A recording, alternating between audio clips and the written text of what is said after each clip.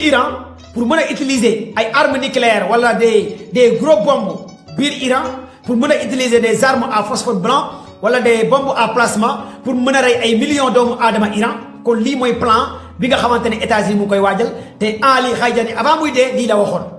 waxoon comme information bi nga xamante ne am na ko mu ne États-Unis ñu ngi préparer ay attentats biir États-Unis biir Amérique après bu ñu paree dañu koy tuumal waa Iran ne waa Iran ñoo def attentat yi waa Iran ñoo rey ay junniy personnes wala ay téeméeri personnes attentat yooyu nag mun nañ ko def ci ay marché mun nañ ko def ci ay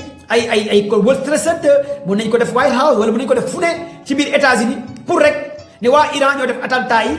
ñu comme que actuellement ñoom américains yi ak pays européens yi dañoo jàppee les gardiens de la révolution comme des terroristes te loolu aussi war ngeen ko xam les gardiens de la révolution tous les pays de l'Union européenne dañu leen considérer comme des terroristes. Est-ce que vous êtes là avec moi? Est-ce que réellement vous êtes là avec moi? Tapotez et partagez le live.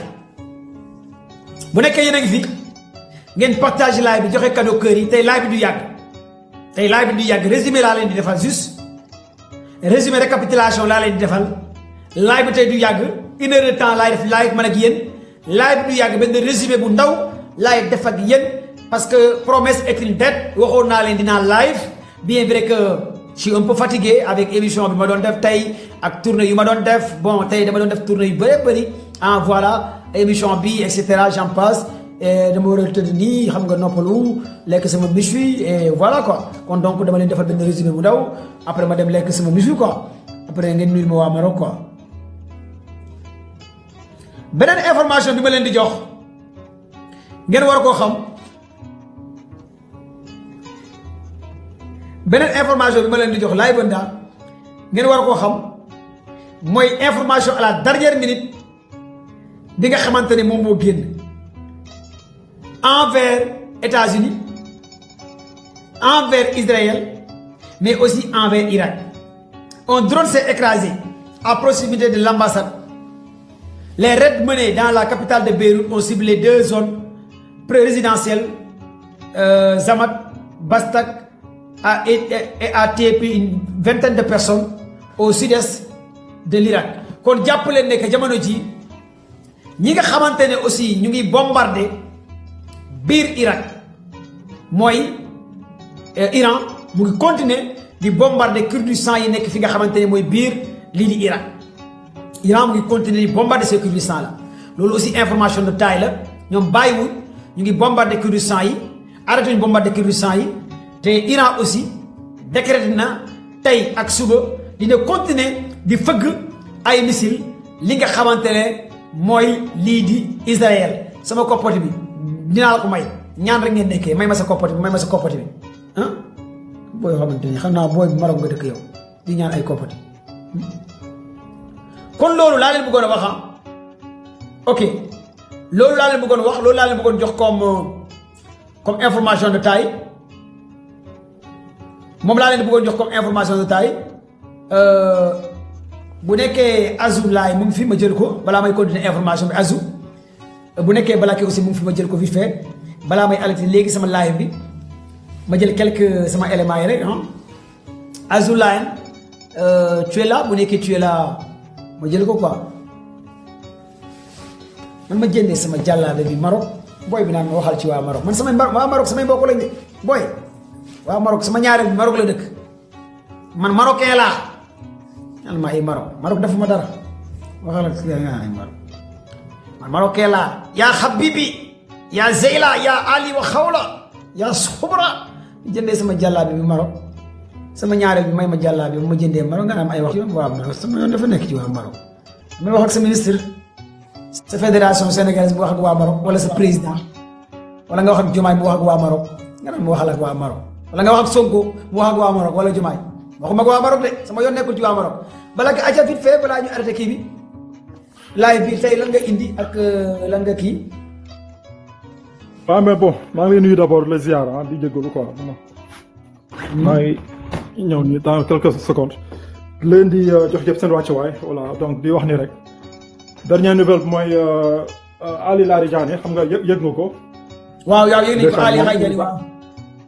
voilà il nous a quitté moom tamit nekk na martyr te wax dëgg yàlla moom ba moom xamoon na ko tamit voilà si kër doomam bu jigéen lañ ko éliminé foofu. ci kër doomam bu jigéen nekk na martyr. voilà nekk na martyr bon ça fait mal mais ça ne changera rien moom kay moom laa wax ni moom moo am lu mu bëgg parce que ñoom soo xoolee ñoom daawuñu làqtuñu si ay bunker xam nga voilà ñoom ñu ngi dox seen àdduna comme nu mu ko waree donte nag ñu ngi si combat bi mais quand même c'est voilà ça fait mal parce que moom vrai bañkat loon te borom xam-xam loon quoi voilà c'était vraiment un universitaire su ma juumulee c'était un doctorat en ci philosophie voilà ay théorie Kant ak yooyu la doon ci quoi borom xam-xam loon quoi waaw mais bon lu may wax rek mooy que affaire baa ngi continuer donc Iran instant yi tey su ma juumulee pour la première fois jënd nañ beneen missile bu bees encore bu nga xam ne fëgg nañ ko Tel Aviv voilà donc moment yi ñu nekk ni ñoom soo xoolee ils sont en train de sortir maintenant les dernières seen armes yu gën a am doole moom lañ nekk di génne. donte mais dafa mel ni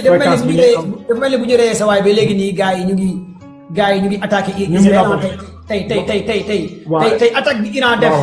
ci kaw Israël tey bëri naa c'est du jamais vu tey moom vraiment attaque bi am na doole. non ba pare du Israël kese sax parce que soo xoolee presque tous les pays Émirats unis Bahreïn lii di Arabie Saoudite tous ces pays là gars yi ñu leen di labali yu metti instant yi nii may wax nii donc bon détroit de Hormuz ba léegi gars yi ñu ngi ko téye seen loxo ñoom dañoo wax ne ñoom tëjuñu ko sax ñoom maanaam dëkk nga xam ne dañoo ànd ak États-Unis ñi nga xam ne ñu nekk hostile envers eux ñooñu lañ tere seen bateau jàll mais ñeneen nga xam ne ñëpp ñu ngi naaj ak ñoom amuñu problème ak ñoom seen kii mu ngi jàll. léegi nag dans tout cela commando ba il faut ñu comprendre benn mbir. mooy que gis nga guerre bi nii. te yàgg naa ko nee naa la du doon lu yomb. du doon lu yomb si américains yi du doon lu yomb si israéliens yi parce que Iran du moins c'est pas n'importe quel pays te ñoom ay bañkat lañu. non dëgg la c'est sûr. mais aussi y a une chose qui qu'on doit comprendre te lii ça me fait mal ma koy wax mais lii moo réalité bi donc gis nga les sionistes là du ñu dellu ginnaaw te du ñu bàyyi. le projet ñoom coow lu yëpp ñii dañuy wax ay waxu pétrole ay affaire économie yooyu yëpp bokk na si. mais fondamental le problème bi nga xam ne moom moo nekk au Moyen-Orient c'est le projet le grand Israël projet bii moo nekk en marche. surtout mooy coow li projet baa ngi taxaw ñu bëri nekk ñu di ko wax bon parfois on fait des analyses on te parle que c'est des situations économiques contrôle delta bi la contrôle pétrole gaz loolu yëpp bokk na si mais fondamental le problème bi dëgg te lii tant que kenn freiné wu leen Israël du taxaw même Iran mu doon daanu ku siy tegu mooy Turquie lañ siy tegee parce que ñoom commencé nañ sax di wax waxu Turquie di ko teg si seen viseur suñu paree foofu ñu jubali si Pakistan voilà donc lii moom mooy que Iran il faut que mu xoolaat bu baax taxawaayam te bés bu gaayee demee ba xam ni récupéré nañ maanaam les 400 kilos yu mu yor si ci nucléaire bés bu ñu demee ba récupéré ko mooy que ñoom pare nañ parce que gars dañ ils vont les raser par des bombes nucléaires parce que instant yii dañoo jaaxle xam lu ñuy def amuñu échelle bu ñuy wàccee voilà donc franchement loolu laa amul lu may wax rek di wax ne rek nañu ñaan yàlla jàppale leen mais je sais que ce sera pas facile voilà parce que ñii seen projet bi yëpp nekkul dara lu le projet de la grande Israël te le projet là a été mis en marche même avant sax États-Unis sax di judd waaw ñu bëri ñu comprendre ñu loolu même avant États-Unis di judd projet boobu mu ngi nekkoon en marche voilà depuis temps Angleterre ba Angleterre du muy jëlee ba muy daanoo États-Unis jël instant nag ñoom ñu ngi soog a nag ñëw en troisième pour nag coupler lépp nag commencé na mais dese Ali Khadjani bi lan la mën a changer ak général Soleimani bi dese lan la mën a changer ci biir Iran. dese boobu ça ne change rien ñoom da leen di gën a renforcer da leen di gën a dooleel da leen di gën a dëgëral parce que ce que les gens ignorent mooy ñoom à chaque position y a à peu près sept ñi nga xam ne ñu ram pour remplacer ki nga xam ne kii moo woote y a à peu près 7 niveaux yi nga xam ne day remplaçant Calais. waaw lii bokk na ci stratégie iranienne waaw y a 7 remplaçants Calais donc ça va pas pour lu muy def rek mooy da leen di gën a motiver da leen di gën a dooleel parce que soo xoolee chaque guddi ba tey jusqu'à cette nuit là iraniens ñu ngi génn des centaines et des centaines de milliers de personnes dans les rues dans toutes les villes dans toutes les grandes villes iraniennes dañuy génn di manifester di jàppale seen nguur gi dina ñoom bu ñu bàyyi nañ continuer xeex tu vois donte ñoom ñu ngi subir de waaw le peuple subit mais ñoom ils sont là et dit que ñoom du ñu bàyyi te duñu noppalu ils demandent à ce que le gouvernement ne continue xeex voilà donc mais dernière information yi ma jot mais il a été trahi par des espions par son entourage aussi am nañu commencé wor di trahir fi nga xamante ne mooy Iran ñu bëree bëri xalaatuñu woon biir Iran sax dina am ay traître mais am na ay traître yu commencé wor parce que nee nañ gars yi di koo jaay ñi ko jaay nag mooy ñu ko jege quoi ñoo ko jaay quoi waaw bon loolu du ñàkk parfois gars yi def ko tamit dañu koy def en général sax man même les Israéliens ñoo koy def parfois pourquoi c'est pour chaque fois daf benn genre peur semer la doute parmi eux quoi pour jéem leen diviser quoi pour que ñoom ñu ragal mais ñoom lu ñu nekk instant yi di utiliser commande ba nekkul dara lu dul artificielle intelligence dafa am système bu tudd Palantir système boobu presque lépp lay guux ci information du monde lu jógee ci information satellitaire ba ñun suñu live bi ñuy live nii yëpp lépp lu ñuy def gars yi ñu ngi enregistré ñu ngi teg donc suñu la bëggee détecté que mu nekk sa baat que mu nekk maanaam lépp lu ñu mën a am comme information rek même mu nekkee sax mu nekk lay sa téléphone sax mais téléphone ku la jege sax ñoom mën nañu war a xam à peu près yow foo nekk.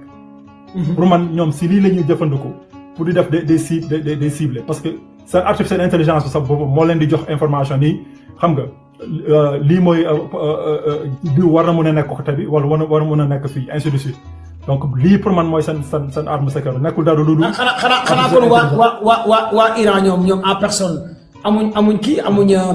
benn technologie boo xamante ne aussi mën na leen aar par rapport à ça parce que bu nekkee aussi waa Israël dañuy utiliser système bu mel noonu Iran ak seen technologie nu mu amee doole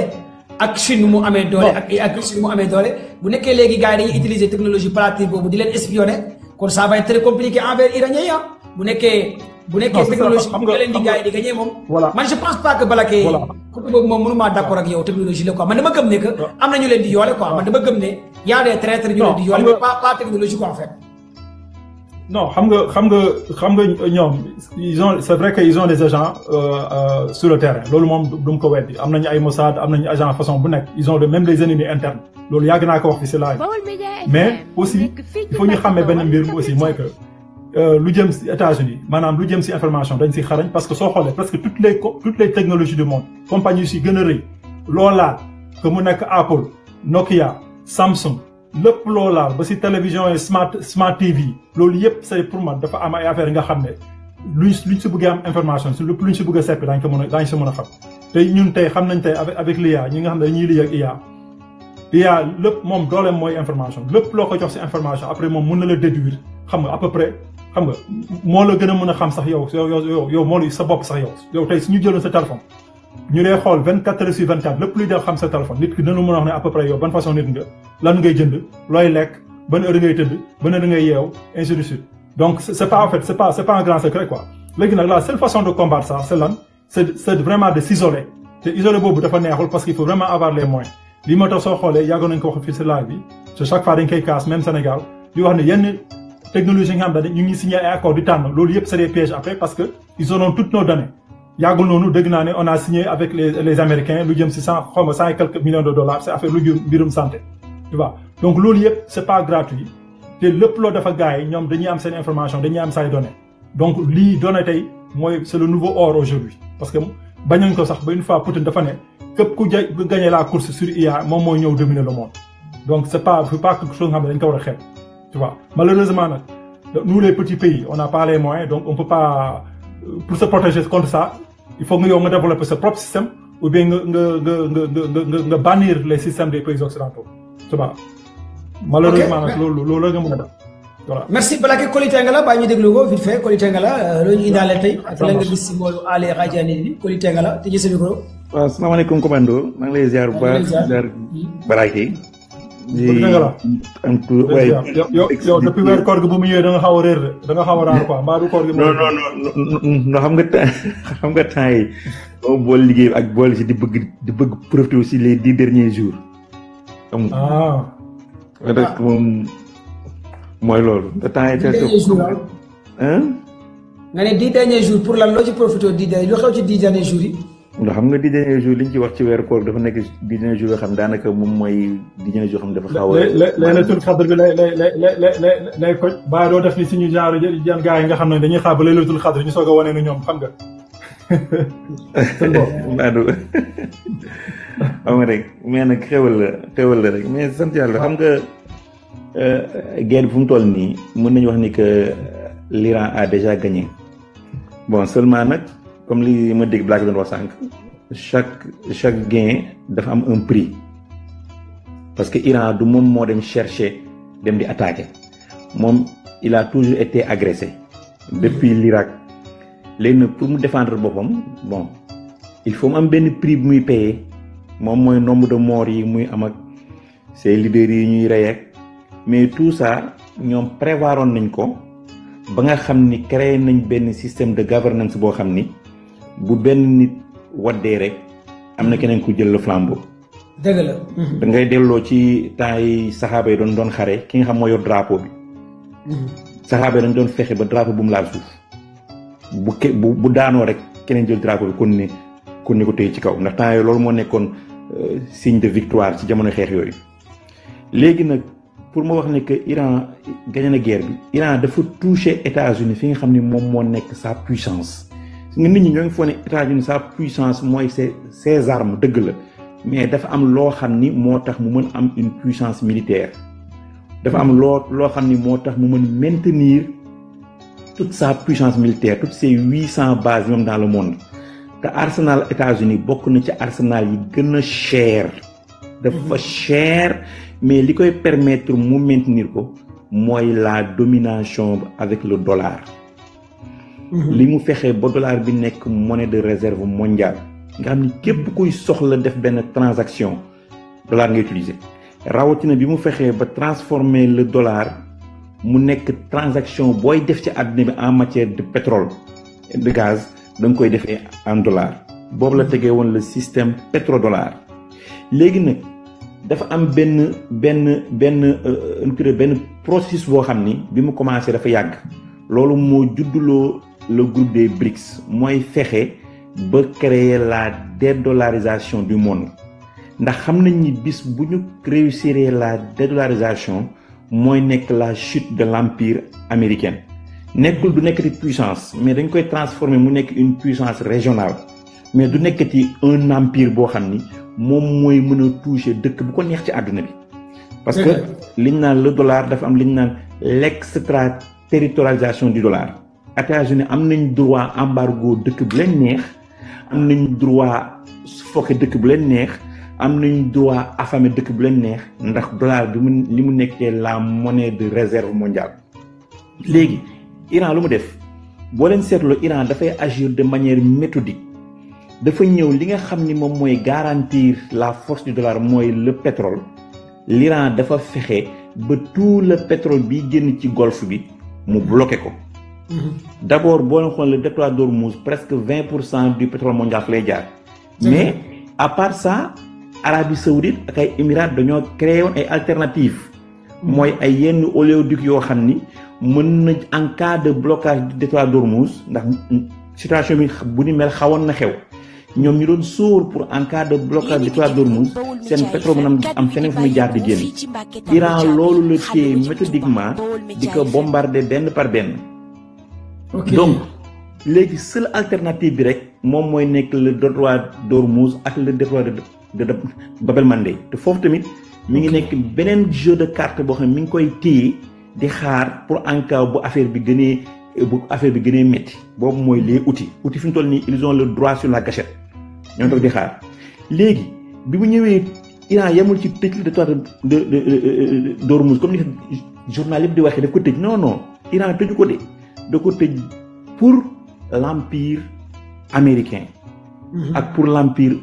boole ci les occidentaux ak les alliés de l'Amérique léegi lu mu def dafa ñëw mu ni léegi te à partir de maintenant transaction yu muy jaayee pétrole am ak gazam du ko defate en dollar mi ngi koy defee en yuan chinois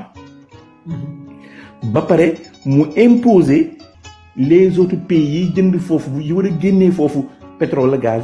par force dañ koy génnee en yuan chinois donc te boo calculer 20% du pétrole bu war a génn zone boobu bis bu Iran réussir contrôler ko ba pétrole boobu yëpp di génn en yuan da ngay gis ni que les 400 milliards de transactions pétrole yi am foofu génn ci 20%, loolu lu muy indi léegi day indi benn pression accrue sur la dette américaine. Parce que américains ni ñu doon def dañuy fexe yow comme que yow da nga soxla dollar dañuy ñëw jaay la par force seen déficit bi bu ñu la ko jaayee léegi yow nga da ngay soxla ay dollars léegi pour di ko reverser waat encore pour mën a jënd pétrole bu ko defee loolu day tourner léegi ça va permettre aux États-Unis ñuy mën a jaay seen dette bi à des taux très très très réduits. léegi bu Chine ñëwee di dóor côté bële di jënd son pétrole en yuan Iran ñëw imposer ku jënd pétrole foofu en yuan boobu léegi impact boobu xam nga les marchés ñoom faalewuñu amuñu sentiment ñoom en matière d'intérêt la ñuy jouer léegi les marchés vont réagir bu ko defee léegi dina am benn pression accrue buy am sur le déficit américain bu ko defee léegi américains yi par force léegi pour ñu jaay seen déficit léegi dañ koy war a jaay à des taux plus élevés te déjà amoon nañ problème ci début janvier parce que ils avaient problème de trouver les 30 000 milliards de dollars pour financer seen budget bi léegi bu si lii ñëw doolee ko léegi day nekk benn pression boo xam ne léegi États-Unis léegi facilité bi mu amoon ci jaay son déficit dootu ko am léegi pression boobu léegi day wàññi doole États-Unis te États-Unis boo wàññee dooleem ci côté dollar bi léegi déjà dollar bi léegi demoon na ba 60% transaction mondiale lay gérer bu si beneen 10% wàññee ko mu commencé dugg 50 ba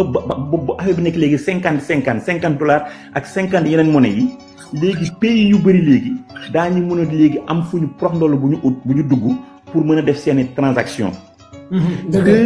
troisièmement encore Arabie Saoudite préparé woon na benn mécanisme boo xam ni pour jaay son pétrole en yuan ba lépp c'est parfait mais fit moo ko dese woon dëggantaan pour mu appliquer ko léegi bu guerre bi jeexee ba Iran léegi mën a imposer loolu Iran mën a dégager beaucoup de bases américaines du Moyen-Orient léegi Arabie Saoudite day am fit léegi dina mën a jaay pétrole am en yuan wala en rouble bu ko defee léegi les 50% léegi yi desoon encore dafay abaisser waat encore donc li nga xam ni moom la Russie jéem a xeex pendant des décennies réussir ko Chine doon ko lijjanti pendant des décennies réussir ko Iran ci guerre bi moom moo koy réussir moo tax américains yi fi ñu toll nii coûte que coûte ñu bëggoon rey seen bopp ngir toj Iran donc lii mooy dëgg neeru guerre mais Koli Tangala par rapport ak décès bi nga xamante ne tey am na Ali Khadjani mu nekkoon conseiller Mouhtaba Khomeini mu géré woon lu bëree bëri te daa am lu mu wax nag dafa yéeme te loolu c'est en rapport par rapport lu tax ñu rey ko dafa ne ñoom am nañu information que ne américains yi ñu ngi préparé attentat biir États-Unis comme lu amoon 11 septembre l'an 2001 lii la Ali Khadjani wax mu ne États-Unis ñu ngi préparé attentat yu doy waar yoo xamante ne mën nañu rey ay millions de personnes wala ay centaines de personnes pour rey leen pour taqal Iran pour tuumal Iran ay terroristes ay nangam léegi loolu la wax bi mu waxee loolu démb tey ñu rey ko est-ce que réellement yow da nga koy fekk si par rapport ak li mu ne américains yi ñu ngi préparé ay attentat pour biir États-Unis comme nu ñu doon defee jamonoy Ben Laden en l'an 2001 rey ay ñu bëri parce que Trump dafa bëgg a dugal carrément population américaine ci guerre bi pour mën a am excuse mën a utiliser soit arme nucléaire wala des bombes à placement pour mën a rey ay millions iraniens excuse la quoi pour askanu États-Unis nekk ci ginnaawam parce que américains yi à chaque fois j'ai l'habitude de le dire Israël nekkul peuple buy ñàkk États-Unis nekkul peuple buy ñàkk bu ñu demee ba nar a ñàkk moom dinañ déclencher benn guerre nucléaire wala leneen ban lecture ngay wax ci loolu nga xamante ne mu commencé nekk polémique. gis nga liñ naan les Israéliens et les Américains ils ont des désirs bu njëkk ba amoon nañ les moyens de leur désir boo xoolee 11 septembre bi c'est totalement les Israéliens ñoo ko def pour mënoon jox l'excuse des Américains ñu mën a toj Irak parce que le problème boo xoolee les attentats yi amoon 11 septembre bi gars yi li ñu déclaré comme passeport yi ñu fa retrouver c'était des passeports saoudiens mais pourquoi yow nga retrouver des passeports saoudiens yow demal attaquer Arabie Saoudite ndax attaquer Arabie Saoudite mais tu as attaqué l'Irak c'est donc c'était une excuse pour toj Irak parce que ñoom seen les sionistes ils ont un plan bien déterminé dañu toj tout le Moyen-Orient toj Irak toj Iran toj Syrie bu ko defee les autres pays du Golfe yi nga xam ne ñoo foog ñoom ñoo nekk ci di épanouir foog ñoom ñoo ngi nekk ci richesse tooguñu ci dara. bu ñu tojee ces 3 résistants ñee nga xam ni seen arme yëpp américains yi mën nañu ko jaay. nga xam ni américains yi ils ñoo contrôler tous leurs armes. arme bu ñu joxul autorisation nga jóg doo jóg. avion bu ñu joxul autorisation nga jóg doo jóg mën nañu ko contrôler de loin. donc ñoom ces pays là c'est pas un problème. donc li waa ji wax. c'est une possibilité extraordinairement vraie. mais même bu ñu ko bëggee bis bu ñu déclencher un bombardement nucléaire moom mooy nekk la fin de l'Israël. Israël day raaf te en même temps les conséquences dina toucher tous les pays du Golfe ba toucher les pays de Nord-Afrique ba toucher les pays européens. parce que bu boobaa est-ce que xam ngeen ni que Israël presque 300 de ces têtes nucléaires mi ngi ko stocké ci base boo xam ne base souterraine bi ñu tuddee Tel Nof. te base bi mi ngi nekk près de Tel Aviv. Imagine-toi Hiroshima. bi américain bombardé Hiroshima ils l'ont bombardé avec une bombe nucléaire de 16 kilotonnes. 16 kilotonnes. léegi d'après les recherches yi gars yi defoon. xam nga ni France moom moo aidé Israël pour am bombe nucléaire. même les tests nucléaires yi Israël def yëpp France moo ko defal. en Polynésie ak en Algérie. léegi te France bi muy def les tests nucléaires il paraît que tests yi mu def yëpp mi ngi ko def avec des détonations de 2,6 mégatonnes. ok que 1 mégatonne ça fait 2600 kilotonnes. imagine-toi Hiroshima ñoo ngi ko bombardé woon avec 16 kilotonnes.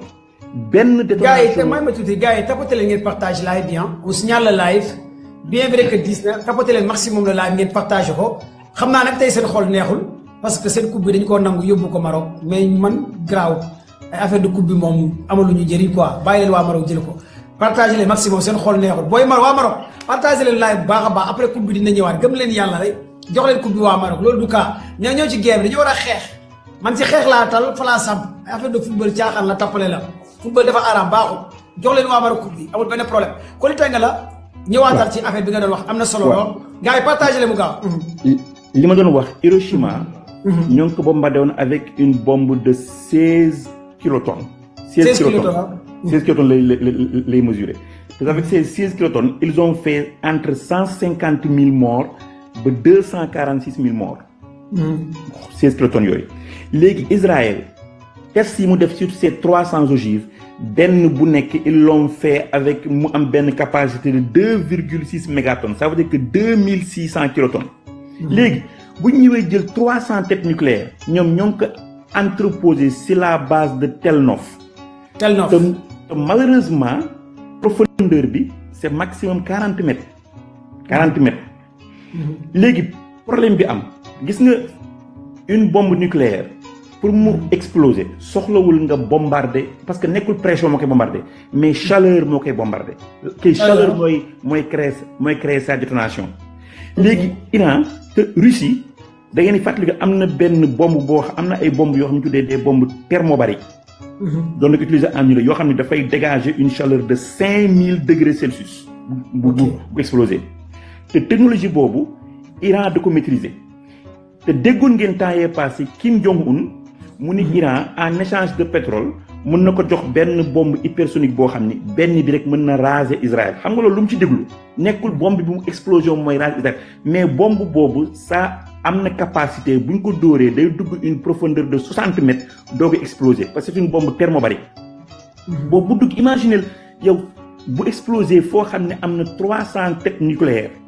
imaginez léegi 300 têtes nucléaires nga multiplier ko par 2600 kilotonnes. ça va se faire lu mu dee 100 mégatonnes. bëri na lool. te 100 mégatonnes da lay dóoral benn cratère boo xam ni bu duggee ça va faire minimum ay environ ay 10 ba 15 kilomètres de largeur profondeur 100 mètres. macha allah bu dalee léegi poussière radioactive yooyu muy yëkkati bu dee vent bi dafa dem vers Arabie Saoudite ñooñu moom dee nañ naar yooyu dee nañ mais bu ngelaw bi demee vers la Méditerranée avec la poussée des chaleurs du désert les pays du Nord Afrique ak les pays de Europe conséquence bi dina nekk multiplié par 1000 li daloon Hiroshima. donc pour man loolu dina tax ñoom daañu xalaat 2 fois balaa ñoo utiliser une bombe nucléaire. ok léegi baal ñu bàyyi même angle bi Bill par rapport ak Bill par rapport ak bu ñu la ziaree pare. Bill par rapport ak décès Ali Khadjari bi loo ciy wax ak américain di wax ne que dañuy préparer attentat biir États-Unis pour manipuler loolu la waxoon yow est-ce que yow jàpp nga ne à tout moment aussi gars yi mën a utiliser arme nucléaire envers Iran ak ban récapitulation nga ñuy wax fu guerre bi toll quoi sa point de vue ak ñi naan Iran a déjà gagné la guerre tu valides wala ba léegi gis nga ne des na quoi gëj nañ laa gis nag namu nañ la lool ci kër gi Bill tijji sa micro. ok bala kay ñëwal. maa leen di ziar commando. ñëwal ñu ngi lay ziar baax a baax. di ziar balaa cee di ziar kuli. ñu ngi lay dégg baax a baax mu ngi baax wala. waaw mu ngi baax ñu ngi lay dégg waaw. yaa ngi may dégg. waaw ñu ngi lay dégg mais déglu nga question bi ah. waaw xam nga problème mooy. waaw. waaw acca vas-y ñëwal ah. xam nga Ali le problème mooy que ne. fi ñu toll nii de la bergère à la bergère la. kon war nañoo xam ne képp koo xamante ne dirigeant nga mu nekk Iran war nga nekk Israël na nga xam ne sax bakkan mi ngi xottu gerte. ak ay dëgg. parce que on est à l'ère de la décapitation. on est à l'ère de décapitation. mooy que ne tout koo xam ne dirigeant nga ak koo mën a doon rek xam ne sa bakkan mi ngi xottu gerte parce que problème mooy gars yi la préparé. waaye c'est sûr ah. léegi nag guerre su amee du ñàkk infiltration du ñàkk. ok. même pour infiltration parfois da nga am yoo xamante ni moo lay topp ba mën a révéler ses positions. loolu moo koy waral. léegi nag dafa am lu xew. mooy que ne l'aéroport Ben Gurion Iran da ko bombardé. 73 avions la fa yàq. 73 avions commando. wala yëgoo loolu. yëg naa kay. l'aéroport bu ñu jox yëg nga ko. waaw bu Israël. 73 avions la fa yàq. soo calculé coût bi estimé ko day dem plus de 2 milliards de dollars. trop c'est trop. loolu garaawul de. avions yi sax du problème parce que même soo jëlee 2 milliards de dollars du problème. waaye. idéal amoon na ko moo xam ne aéroport boo xam ne mën na def décollage ay vol de portée. mais li doy war mooy lan moo ko bombardé. le Fatah 3. mu nekk missile à sous-munition. imagine nga am temps de réaction boo xam ne 4 minutes la. 4 minutes 22 secondes mooy temps de réaction bi. 4 minutes 22 secondes. te pour que le dôme de fer réagisse normalement il lui faut 6 minutes. Ouais, c'est sûr. Mais le missile qui a bombardé l'aéroport, 4 minutes 22 secondes. 4 minutes 22 secondes. Imaginez entre distance 1600 km, 4 minutes 22 secondes. Missile, ban hypersonique la 1600 km la mooy diggante bi ñoom ñaar. diggante Iran ak Israël. léegi mu daw ko 4 minutes 22 secondes la ko missile bi daw. ba pare ànd ak 15 têtes yoo xam ne séparé. Baol Média FM 88.5. Vous écoutez Baol. li doy waar moom exactement lan lay impacté biir Israël loolu moo doy waar lan fay impacté parce que li mu aéroport bi la ñu xamut. Bil da ngay mën a déplacer. parce que benn bi ñoo xam ne doon alimenté Israël moo doon indi logistique. tapoté ngeen partage live bi Bil fu mu nekk dafa xaw a li ngay wax day dagg tapoté ngeen partage live bi day wax muy dagg quoi en fait. da nga déplacé woon partage leen live bi li muy wax am na solo lool. mais dégguñ ko quoi day grévé quoi live bi mooy. xam déplacé wu live bi mooy taxaw quoi partagé leen maximum la live ngeen tapoté. Bil déplacé en attendant ñu xool. acca booy waxal. baax na. waaw baax na ñu ngi lay dégg. waaw léegi li am solo mooy nga xam exactement lan la Ben Gurion di représenté lan lay représenté Ben Gurion lan lay représenté. mooy le cœur logistique. de Israël mooy que ne lépp lu États-Unis Israël doon jot à travers les États-Unis fa rek doon wàcc parce que problème mooy même les gros ports dafa la mën a wàcc. dëgg la. moo nekkoon Israël boo doon daw jën fa nga mën a jaar pour mën a daw jën. parce que mooy le seul aéroport. léegi tous les pistes Iran da koo yàq. pour aéroport mën a nekkaat normal il lui faut lu mu bon 1 an ferme yoo xam ne pour mën a nekkaat en opérationnel. Ouais, c'est sûr. kon pendant 1 an Israël mu dem aéroport opérationnel. est-ce que. te Iran bàyyeegul. nga doog ñëw Beersheba. li ko doon wax le réacteur nucléaire. xam nga dafa am lu doy waar. mooy que ne Iran dañoo nekkoon ci benn système boo xamante ne de fusion nucléaire la. mooy loo xam ne kenn musu koo réussir ci àdduna bi Iran da ko doon commencé di ko testé. ba américains yi ne leen loolu moom dañuy yaakaar ne dañuy wax mais ba àdduna tukki Iran da ko réussir. te bul fàtte ne Iran mën na ko réussir. parce que boobu exactement comme bombe atomique la mais moo ëpp puissance. même principe la utilisé mais problème mooy fii fusion la fay fission lay nekk. ok léegi au lieu buy nekk fusion nucléaire fay fission nucléaire lay nekk fission nucléaire nag problème mooy moo gën a tane parce que problème mooy moom li ci doy waar mooy mën na bañ a am aérodrome atomique yoo xam ne day yàgg pendant le temps. moom aérodrome atomique moo gën a ndaw mais problème mooy puissance. xam nga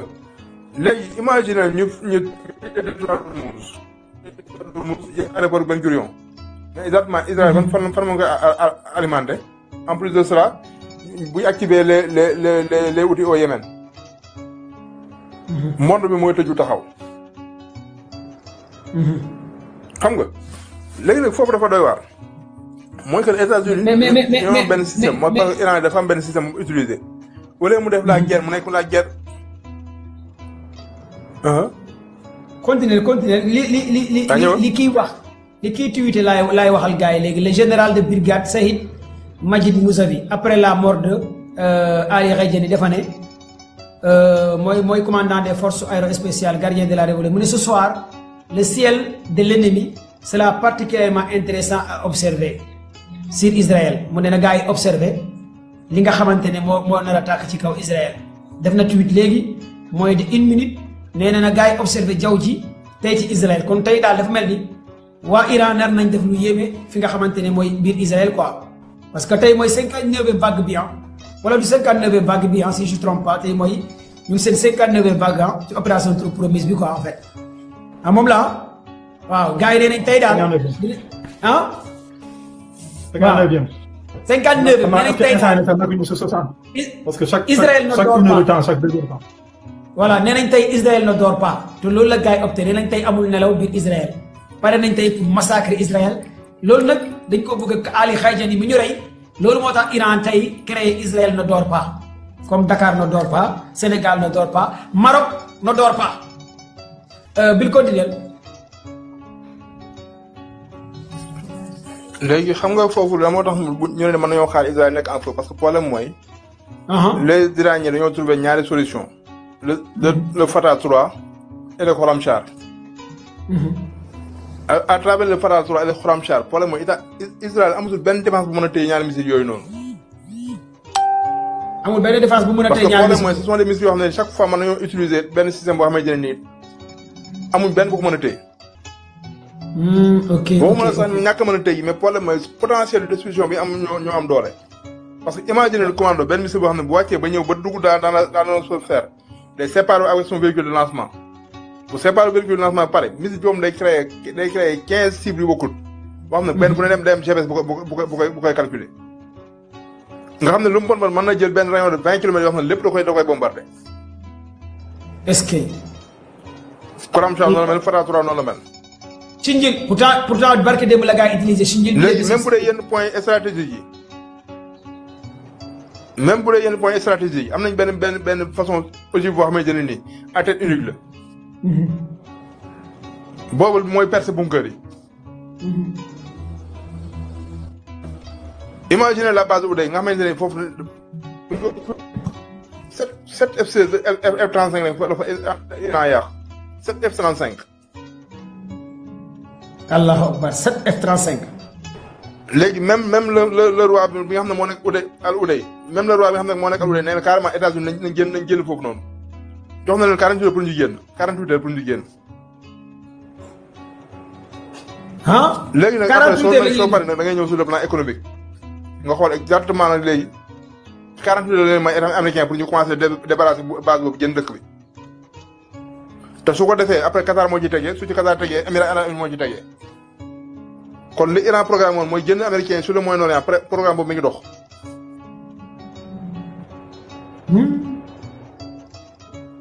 léegi imagine nag léegi nga doog ñëw sur le plan économique xam nga exactement ban impact la am sur l'économie mondiale ak l'économie nga xam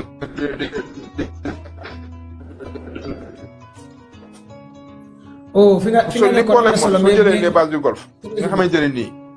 ñoo nekk États-Unis. waaw. waaw. ma ne réseau bi day dagg des fois quoi. soo jëlee les bases yi nga xam ne ñoo nekk sur le Golfe. ñoom ñoo nekk. waaw. réseau bi day déconné. waaw des fois mooy fu mu ne baax la de basi fu mu ne baax. léegi yow soo jëlee les bases du Golfe. yi nga xamante ne ñoo nekkoon bii moom baax na. les bases du Golfe yi nga xam ne ñoo nekk à travers le Moyen-Orient mooy l'épine dorsale moo nekkoon l'épine dorsale de l'économie américaine à travers le pétrole-dollar. léegi imagine États-Unis su ñàkkee le pétrole-dollar nga xamante ne nii moo nekkoon épine dorsale am moo nekkoon son moyen de pression à travers toutes les nations. moo nekkoon moyen bi nga xam ne moo tax États-Unis mënoon a jaay exactement li ñuy wax des bons au trésor. léegi soo dindee les bons du trésor dindi le pétrole-dollar mu ñu mën a jaay le pétrole en yuan wala en rouble. mais exactement li taxoon la puissance américaine nekk à travers le Golfe exactement day disparaître loolu lan lay indi dafa indi li ñuy wax effet domino lay def nan lay demee mooy que ne exactement bu États-Unis ñàkkee loolu ak fi ñu toll mi ngi ci 40 000 milliards de dettes. léegi la plaque à billets dootu tourner parce que problème mooy kenn dootu jënd bon du trésor léegi su kenn jëndul bon du trésor le pétrole dollar day daanu dollar dootu am valeur parce que problème mooy valeur bi tax dollar am mooy mi adossé au pétrole. bu fekkente ne li ñuy wax ci or bi nga xamante ne moo nekkoon sur la réserve fédérale am na ñu wax ne exactement wane ne sur la réserve fédérale amatul or. bâtiment vide la. kon États-Unis mënatul def changement boo xam ne mën na jël le dollar adossé ko à l'or wala mu adossé ko au pétrole. imagine soo dindee ñaar yooyu ci économie américain bi le troisième beneen bi war a ñëw mooy l'économie de la guerre bi nga xam ne États-Unis moo ko doon doxal mooy ay ñoom Boeing ñoom Lockheed Martin ay ñoom Raytheon xam nga. ay Boston Dynamics yooyu noonu nga xam ne ñoo nekkoon l'économie exactement de la guerre des États-Unis nga xam ne pendant 200 ans États-Unis doon guerre pour jaay armam la. macha allah léegi dafa am lu fa xew mooy que ne exactement mooy États-Unis déjà am na problème exactement ak OTAN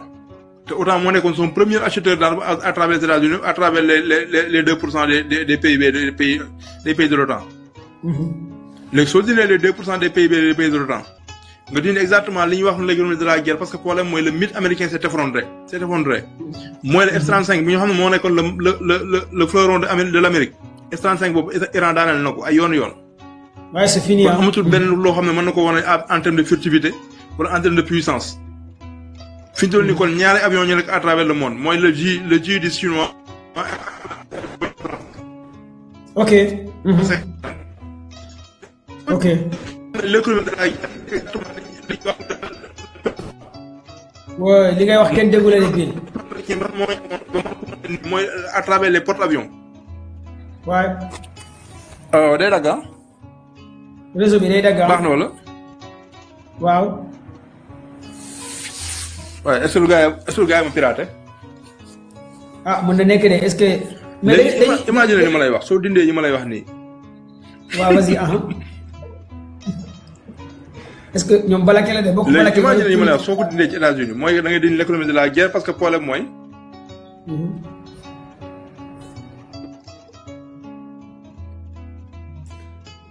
waa Touba Iran tey moom amu leen réseau quoi waa Touba Iran moom Touba Iran la nekk ah wala Mbacké Iran la nekk waa Mbacké Iran tey seen réseau bi baaxul de yéen waa Mbacké Iran wala booy Maroc yi ñoo mer tey supporter 12e gaynde dañoo mer est-ce que coupe bi booy ne lañ coupe bi du dellu Maroc est-ce que du gars yi est-ce que du booy yi ñoo mer di la dóor ay missile naan la coupe bi mën na nekk nag léegi xoolal li ma lay wax nga calculer li ma lay wax. non calculer naa ko maanaam économie bi moo s'effondré quoi mais léegi benn question laa lay poser nii bi fee muy yow ak Koli Tengal ak Balake léegi bu ñu ñëwee ci démission ki nga xamante ne c'est la première fois la ñu gis ci gouvernement Trump am ko démissionné koo xamante ne aussi nekk na ci cellule antiterroriste muy Joe Kent liggéey na aussi ci wàllu renseignement ci armée États-Unis en même temps aussi jabaram décidé woon fi nga xamante ne mooy Syrie mu xam lu bëri ci gouvernement Trump mu géré woon lépp luy lobby cellule antiterroriste mu géré woon benn man bu am doole yoroon ay dossiers yu sensible jékki-jékki démissionné tey bi mu démissionné pare moom Joe Carter dafa publier en tant que directeur du centre national de lutte contre le dafa ne les États il affirme qu'il ne soutient pas la guerre contre l'Iran et que ce pays ne représentait pas une menace imminente envers les Américains. Il accuse Israël et son puissant lobby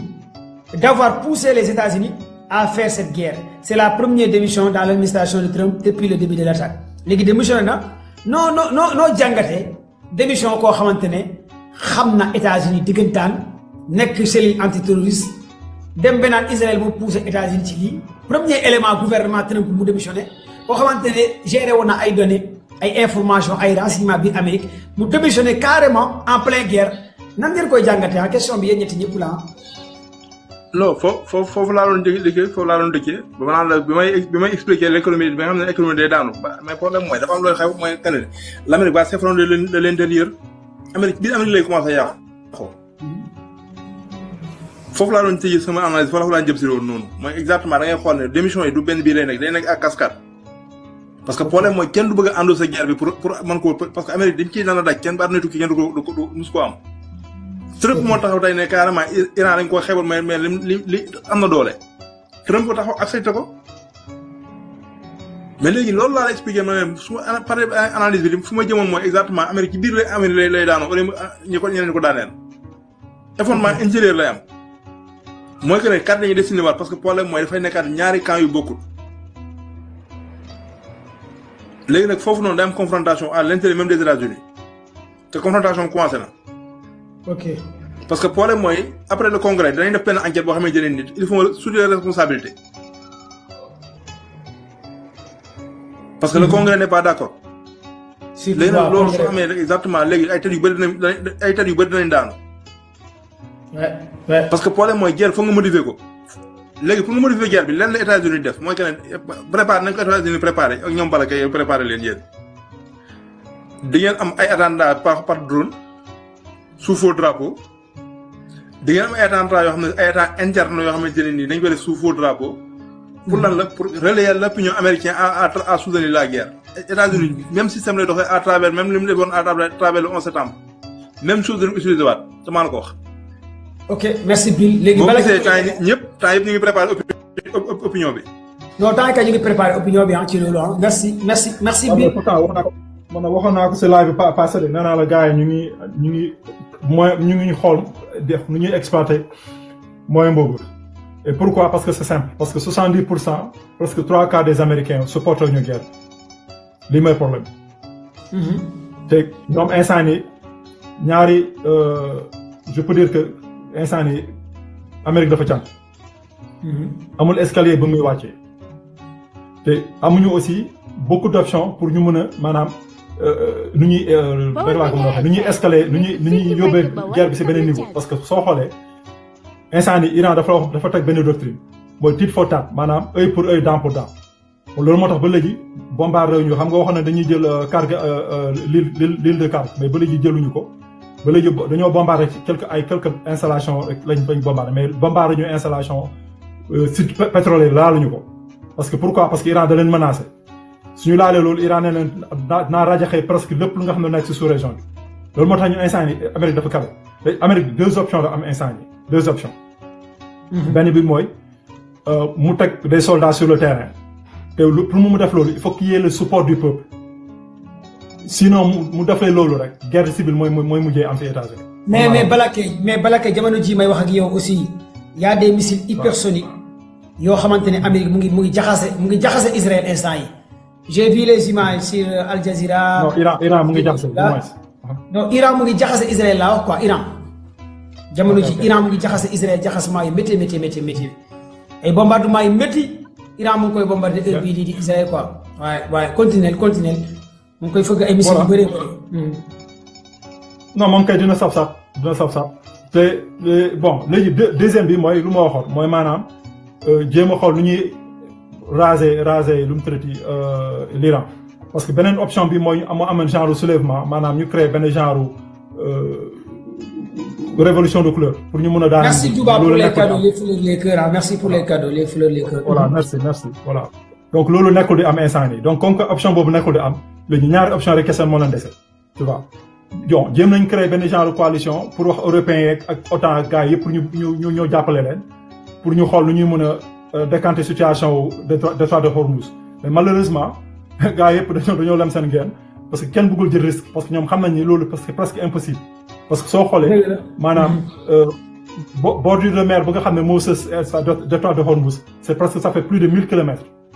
loolu mënoo am maanaam même 200 000 soldats du ko day pour nga mën a da nga koy jéem a sécuriser lii moo tax gars yi ba pare en même temps aussi ñoom seen biir européen ak yeneen pays asiatiques ñu ngi dem si suuf di négocier ak Iran pour ñu mën a bàyyi seen bateau pour ñu jàll. lii moo tax ils n'ont pas le choix léegi instant nii Amérique deux options yi la am mooy soit dafay négocier mu nangu ni perte na ba pare mu nangu compenser maanaam mu fay Iran te loolu gëwuma États-Unis ko def parce que projet bi du projet États-Unis projet bi c'est le projet sioniste moo tax man je dis que même fii suñu politique interne lii c'est même plus fort que ça. dara moo mun a tax fii dara mun a changer commando bàyyi mooy que genre révolution am États-Unis mais démission directeur cellule antiterroriste Diokane noo ko gisee noo jàngatee démission bi. non ça montre quand même que am na ay bañkat ba léegi rek mais ça n'a pas changé grand chose commando bàyyi. gis nga Netanyahu mu ñëwee États-Unis fii malheureusement tapis rouge lañ koy tegal mu demee congrès ñaari amul démocrate amul républicain ñoom ñëpp a jóg taxaw léegi nag. ñoom seen biir daañuy xuloo pour ay poste daañuy xeexante ak demee noonu ñi daañu dem voter mais man lu ma bëggee expliquer mooy dëkk bi nii lii di États-Unis lii di Europe Australie New Zealand chaque fois moo wax loolu sioniste ñoo ko moom ñoo fi teg tànk pourquoi parce que ñoo contrôle benn information boo xamante ne léegi la am ci waa Iran mooy Seyid Jalili moom moo remplacé Ali Khamenei Seyid Jalili mooy waa jii nii moom la ayatollah Khamenei tegoon kii moo remplacé Ali Khamenei léegi nii mooy waa ji moo jël affaire yi mooy lenge yi nga xamante ne waa Iran préparé woon nañ lépp gis ngeen waa Iran ñoo pare de ku nekk yaa ngi toog di xaar kii aussi bu dee am na keneen ku ko war a remplacer kon kii mooy Seyid Jalili moo remplacé Ali Khamenei jël leen ko yéen waa Maroc enregistré leen lii waa Maroc ana waa Maroc nekkuñu fi xanaa waa Maroc capturé leen ko ngeen partagé ko Seyid Jalili moo remplacé Ali Khamenei pour gars yi mën a comprendre un peu ngeen xam ne Seyid Jalili booy de ñu ngi may wax commando ba suñu coupe bi lañ soxla man vraiment man booy après naa ñëw ci Maroc balaa may tëj naa wax 10 minutes ci Maroc Seyid Jalili moo remplacé Ali Khamenei bi ñu rey tey kii moo ko laan remplacé kii nag joxe na ndigal tey ci guddi gi na missile yi rot biir Israël moo tax instant yi may wax ak yéen Israël moom tey ci guddi lu fa wàcc ci ay missile kenn xamut nu mu toll ñu ngi ci 59e vague jamono ji may wax ak yéen ñii may artu Israël mu ngi tàkk Haïfa Rafah Tel Aviv quartier yu bëri gaa yaa ngi koy massacré xamaguñ bilan yi nag ñaata mort ñaata blessé ñaata nangam mais jamono ji may wax ak yéen Iran mu ngi bombardé Israël bombardement yu métti Al Jazeera mu ngi koy wane chaîne arabe yaa ngi koy wane gars yi bëree bëri ñu ngi koy wane les images yu ngi disponible kon donc après su ngeen demee sama page Facebook commando Baye dugal naa fa ay vidéo yu bëree bëri par rapport ak bombardement yi am bala ke ma bàyyi nga continuer donc ñoom bépp leader bu ñuy rey ku gën a radical mooy ñëw. ku gën a radical remplacement yi ñu gën a radical rek ñoo ñëw. voilà donc ñoom ils vont pas comme ça ils vont pas atteindre leurs objectifs voilà ñu gën a radical ñooy ñëw. kii dafa mel ni sëriñ bi waa ji dafa mel ni waa ji information. waaw vas-y kii. gis nga les gens de la gauche yi nga xam ne ñoom ñoo doon négocier chaque fois di jéem a négocier ak États-Unis guerre bu mu commencé ba léegi mooy les réformistes yu si ëpp si ñoom kenn gisu leen tekkaara lañ ñëw dañoo noppi parce que instant yi amatuñu benn argument. léegi ce qui veut dire que instant yi c'est la main droite maanaam les gens de la droite ñi nga xam ne ñoo radical ñoom kese ji instant yi ñoom ñoo nekk di venir au devant di jël dëkk bi léegi di jël décision yi. donc léegi avant dafa doon am genre xëccoo xam nga entre maanaam dañoo war a négocier waruñu négocier ainsi de suite loolu jeex na voilà donc instant yi moom yu gën a radical moo tax ma la Iran moom bi yóbbu ñu ñaanal parce que instant yi moom man gisuma fu ma ne nii maanaam nu ñuy mën a wàccee si lii soit Iran day daanu Israël taxaw wala Israël day taxaw Iran daanu ñaari moo fi nekk ñaari option yi moo fi nekk waaw te yàgg naa wax ni ku la gën a mën a gën a yàgg muñ maanaam guerre d'attrition lay nekk ku la gën a mën a yàgg taxaw kooku mooy mujjee gagner à la fin donte pour le moment ñoom instant ne lii di États-Unis ak Israël nekk ñu di am lu leen neex voilà et mu continuer ni tamit le monde va souffrir parce que surtout les pays asiatiques 90% du pétrole japonais ci golfe la bàyyi ko même chose pour Corée du Sud même chose aussi pour Inde à peu près ay 70%. am na ay dëkk comme genre Bangladesh sax ñoom dañoo commencé di def ay maanaam rationaliser maanaam di limiter ñaata quantité nga mën a jënd si gasoil wala si essence donc franchement moom voilà nañ leen ñaanal rek man li laa mën a wax quoi franchement c'est doo xam sa fay waxee quoi waaw nañ leen ñaanal rek. ok rafet na. ok gars yi nga xamante ne aussi xamuñ kooku mooy ki remplacé Ali Khadjeni un peu ñu wax leen ci biographie am mooy Mohamed Seyid Djily ñu ne membre fondateur des forces paramilitaires de Bajil durant la guerre de Iran-Irak kon moom moo formé force yi nga xamante ne paramilitaire Bajil moom Seyid Djily moo leen formé durant la guerre Iran-Irak de 1980 à 1988 mooy ki nga xamante ne moo remplacé Ali Khadjeni pour laquelle il interrompt ses études il perd la jambe droite au combat en 1987 allahu akbar kon waaye xeexkat la de ñu ne en 1987 la ñàkk tànkam bu droite la ñàkk parce que dafa bokkoon ci guerre bi après la guerre il obtient un doctorat en sciences politiques et à l'université Imam Sadegh et à Téhéran. Sa thèse porte sur la politique étrangère du prophète Mohammed. Il enseigne ensuite cette matière, la diplomatie du prophète. À cette même université, il a fondé la mouvance ultra-conversatrice pour former les futurs cadres du régime. Nommé vice-ministre des Affaires étrangères sous la présidence de Mohamed Khatami en 1997. Il est chargé des relations avec les Amériques en 2001. Il est nommé directeur général du bureau des affaires courantes du guide suprême Ayatollah Khamenei. Kon Ayatollah Khamenei mi décédé en 2001 moo ko nommé woon directeur général bureau des affaires courantes du guide suprême de Ayatollah Khamenei. Lorsque Ahmed Dadjine remporte l'élection présidentielle en 2005, Mohamed Adjine bu mu gagné, Seyid Djily devient son conseiller et son vice-ministre des Affaires étrangères. Moo nekkoon conseiller président bi en 2005, mu nekkoon aussi vice-ministre des Affaires étrangères, mu nekk aussi le chargé des relations avec l'Europe et les Amériques. Actuellement moom Seyid Djily moo remplacé Ali Khadjeni mi nga xamante ne moom la ñu rey moom Seyid Djily ne moo joxe ndigal tey ci guddi Israël ne dort pas pour gars yi bombarder carrément Israël. En 2007, il devient le représentant du direct du guide suprême au sein du Conseil suprême de sécurité nationale. Kon moom moo nekkoon représentant Ayatollah Khamenei en 2007.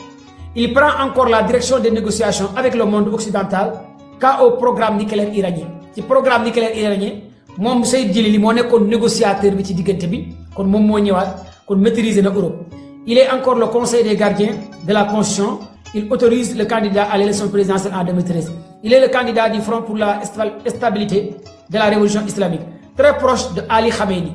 ñu ne ku jege woon Ali Khamenei mi décédé la. Il est dépeint par les médias iraniens comme un intellectuel pieux, conservateur, menant une vie simple. ñu ne waaju sérieux la waaju cool la mais aussi c'est un très grand combattant, très direct, un homme très ferme. ñu ne waa ji mën a xeex la ku ferme la te bëriwul wax. mooy ki remplacé Ali Khadjeni mi nga xamante ne moom la ñuy rey moom laa leen di wax léegi biographie. Il était très aimé par le guide Ayatollah Khamenei. Il était un homme de confiance de Ayatollah Khamenei. kon loolu aussi day wane que Ayatollah Khamenei mi décédé képp ku mu far rek xam na yow yaay kan kon képp ku ñu teg rek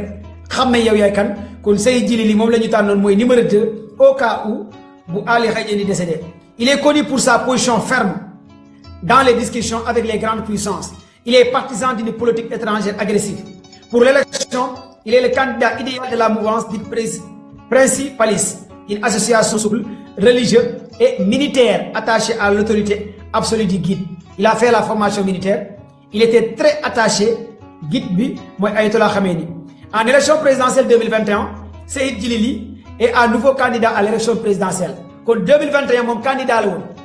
Seyid Djily mi en 2021 il était le candidat élection présidentielle Iran. Concernant le dossier du nucléaire iranien, il affirme notamment la négociation n'est pas le seul moyen, il faut pousser l'ennemi à s'y plier, il y a des moyens et un plan pour le faire, tout en confirmant que je ne suis pas contre les négociations du tout, mais je pense que nous ne devions pas mettre tous nos œufs dans le même panier. Kon moom dafa waxoon négociation nucléaire bi am na condition yoo xamante ne d'accord ci ak américains yi moom ñu conserver arme nucléaire bi moitié bi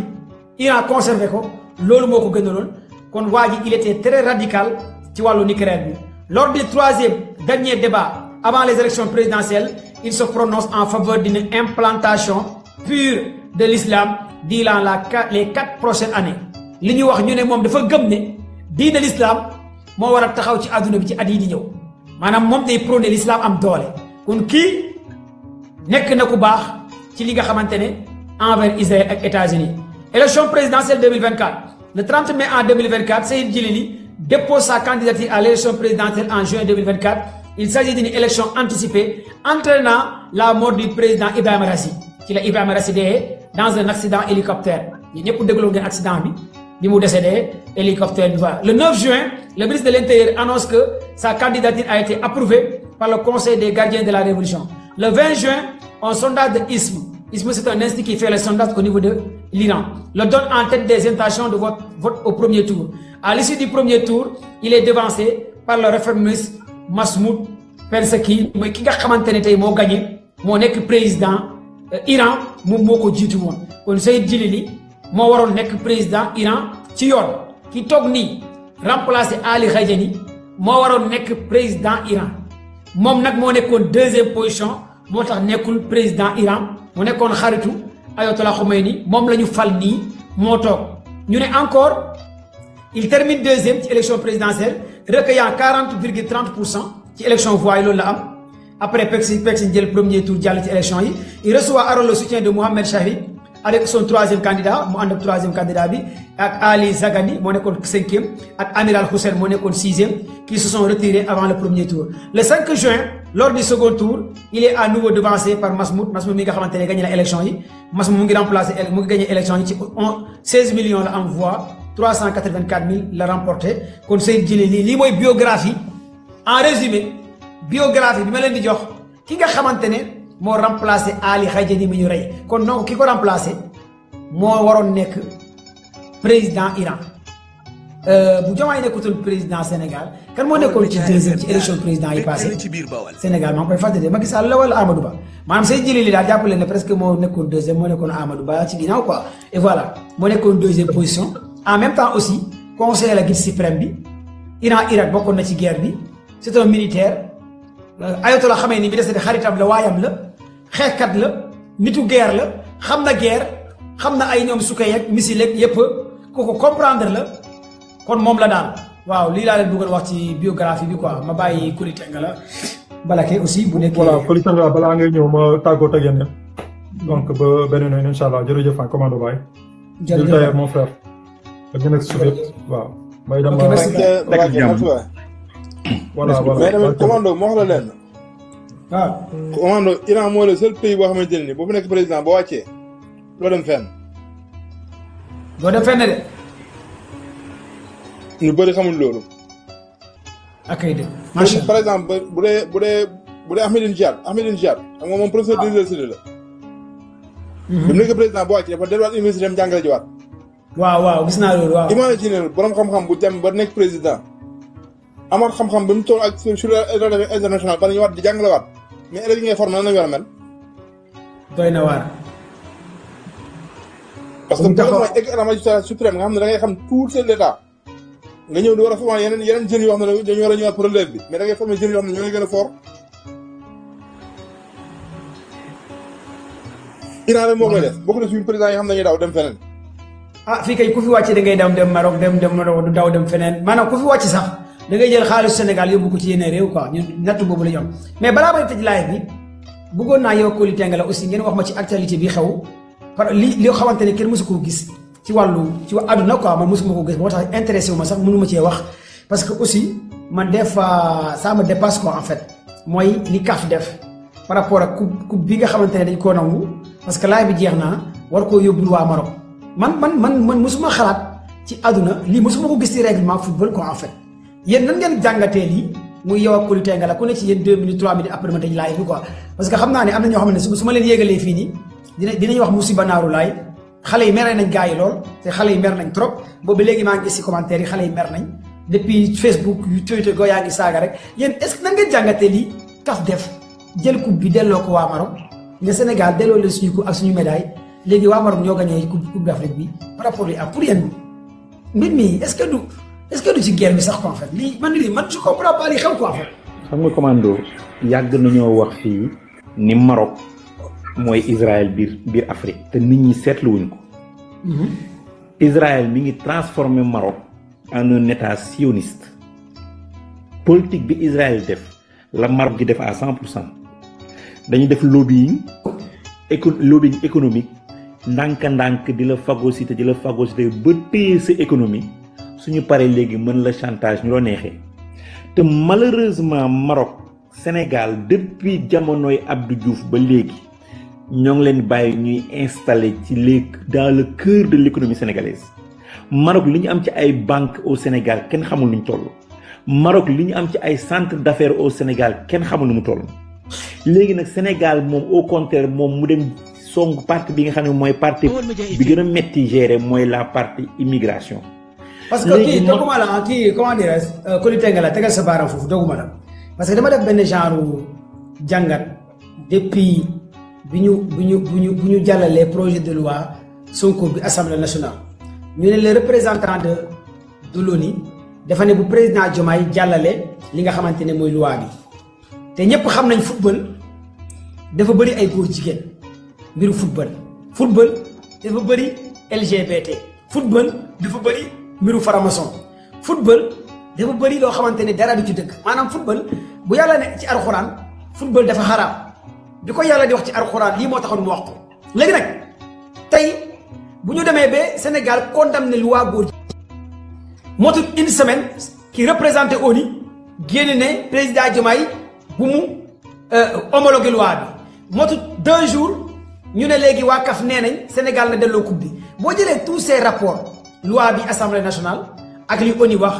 ak li Maroc wax ak yow li nga wax loolu day wane que c'est un lobby d'un LGBTQ bi tourne autour de ce global world bu ñuy woowee world order nouvel ordre mondial pour ngeen xam yéen yàgg naa di leen wax yu mel nii pour yéen ngeen comprendre doctrine bi nan lay demee parce que des fois da ngeen gis ay guide ay soi-disant roi yu mag wala ngeen dégg leen fekk yàlla xam na ne ñooñu bu ngeen xamoon ci lu ñu nekk wala ci lu ñu toog wala lobby yi ngeen di dégg kon yéen seen jëmm bopp du ngeen leen ñee soit ay borom ñaari tur la ñuy doon wala soit ay góor jigéen la ñuy doon wala soit ay nitu dajal la ñuy doon wala soit ay franc-maçon la ñuy doon léegi nag réewu Sénégal muy réewu Serigne Touba Baye Niass Limamou Laye ñu daa am lu ñu jàngal daa am lu ñu tàggat ñu xam ko li xewoon yàlla moo wane boppam comme que yàlla moo wane boppam ci lu bëree bëri ba léegi ñoom gëmuñ yàlla moo wane boppam kon léegi day fekk siwaat ci loi bi nga xamante ne tey wan nañ ñu ñoom góor jigéen la ñuy jaam wala ñu noom ku dooleel lu góor jigéen ñoom du ñu la dooleel c'est la réalité des choses foog ngeen comprendre que ne mbir mi dafa am rapport par rapport ak loi bi am assemblée nationale mbir mi dafa am rapport par rapport ak li ONU wax Sénégal ci wàllu góor jigéen yi mbir mi dafa am rapport par rapport ak lu xew mënoo génnee fee yi dafa ànd góor jigéen yi ñu kon créé loi bi ak li ONU wax ak le fait que CAF delluwaat affaire yi loolu day wone que sont les lobbies maçonnique lobby góor jigéen ñi ñoom ñoo booster ñoom ñoo maintenir la pression pour ñu retirer li nga xamante ni mbir mi parce que Sénégal ànd na góor jigéen ñi kon donc li ma leen ciy wax mooy ñun nañ sant yàlla lii ngeen war a comprendre coupe bi dem Maroc dem Arabie Saoudite dem Qatar li ma leen di wax yéen sant leen yàlla parce que ay taalibe Serigne Touba ngeen sant leen yàlla parce que ay taalibe Baye Niass ngeen sant leen yàlla parce que ay taalibe Hadj Malick Sy ngeen ay taalibe Serigne Touba ngeen sant leen yàlla parce que yéen a le seul pays bu taxaw osé ne góor jigéen du am fii biir Sénégal réewu Serigne Touba réewu Baye Niass réewu Limamou Laye kon donc ñun ñoo am ndam bu ñu nekkee jël nañ coupe bi jëluñ coupe bi kon ñun on a déjà gagné la bataille parce que li Abdou Diouf ñemewutoon a def li Abdoulaye Wade ñemewutoon a def li Macky Sall ñemewutoon a def comme que Sonko am na courage am na fit am na hargne teg ko def ko kon donc xamal na leen que li ma leen war a rek def rek yéen ñëpp wax leen yal na yàlla guddal fan Ousmane Sonko ñu protéger encore Ousmane Sonko toujours dama koy wax gis nga lii c'est un signal fort envers Sonko su ma ñu protéger Sonko nag xam naa li may wax lii nekkul lu ndaw parce que lii day wone que ne Sénégal daa am beneen tournure bu mu jël te gis ngeen tey on a perdu 3 soldats ca Casamance ce sont des signes alarmes yoo xamante ne que je ne peux pas parler bunuma wax lu bëree bëri ci loolu parce que secret d'état la secret armé la et cetera j'en passe mais am na loo xamante ne boo gisee signal fort la ce sont des choses yoo xamante ne il est temps que ñu sécuriser Sénégal il est temps que de Gambie de Mali de Burkina tous les frontières ñu sécuriser Sénégal je ne peux pas avancer sur beaucoup de choses mais dama leen di wax ce sont des maillons des signaux très forts yoo xamante ne aussi lii gëte Sénégal lii gëte Sénégal nag bëri na ay facettes insécurité bi mu ngi ñuy gëtee insécurité baa ngi ñuy gëtee lobby yaa ngi ñuy gëtee leneen ak leneen mu ngi ñuy gëtee kon donc il faut que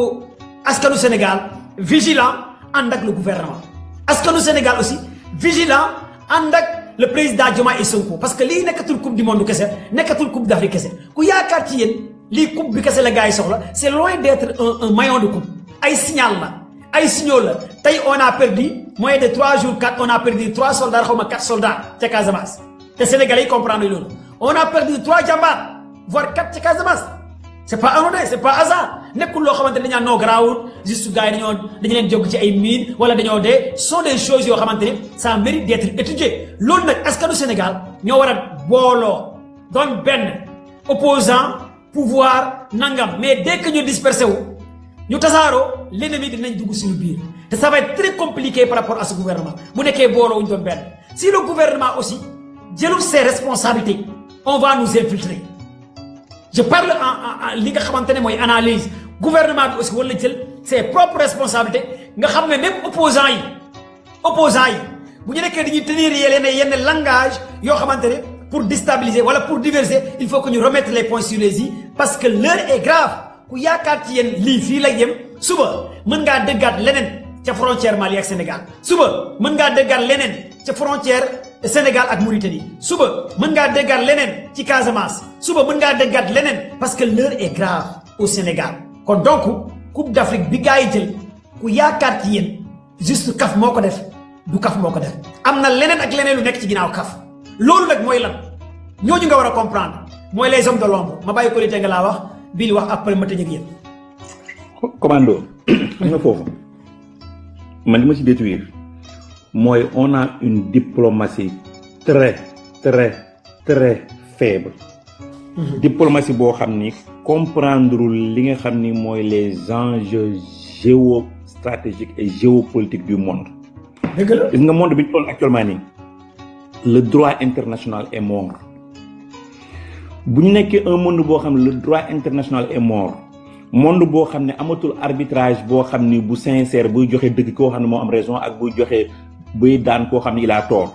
monde boobu da ngay fagaru nga dëgër. nga dëggal sa bopp fas yéene taxaw pour xeex te xeex bi balaa ngaa xeex l'ennemi extérieur da ngay fexe ba nga xeex l'ennemi intérieur nga coaliser sa nation ba mu nekk comme un seul homme gis nga Iran bi ni mu demee nii war na doon jàngat ci tout un peuple bu nekk ci àdduna bi ñun suñu peuple ñoo war a bàyyi ay détails ñu fexe ñu nekk un vrai peuple patriote un vrai peuple patriote prêt au combat le combat bu ñu waxee le combat nekkul rek combat ay jël pistolet dóorante déedéet combat mooy un peuple boo xam ne dañuy def face front devant loo xam ne moom mooy nekk mooy menace suñu dëkk xam nga Sénégal fi mu toll nii ñoo ngi caaxaanee mbir yu bëri yoo xam ne bis buy exploser suñu kanam dañuy bett toujours ma wax ko ci live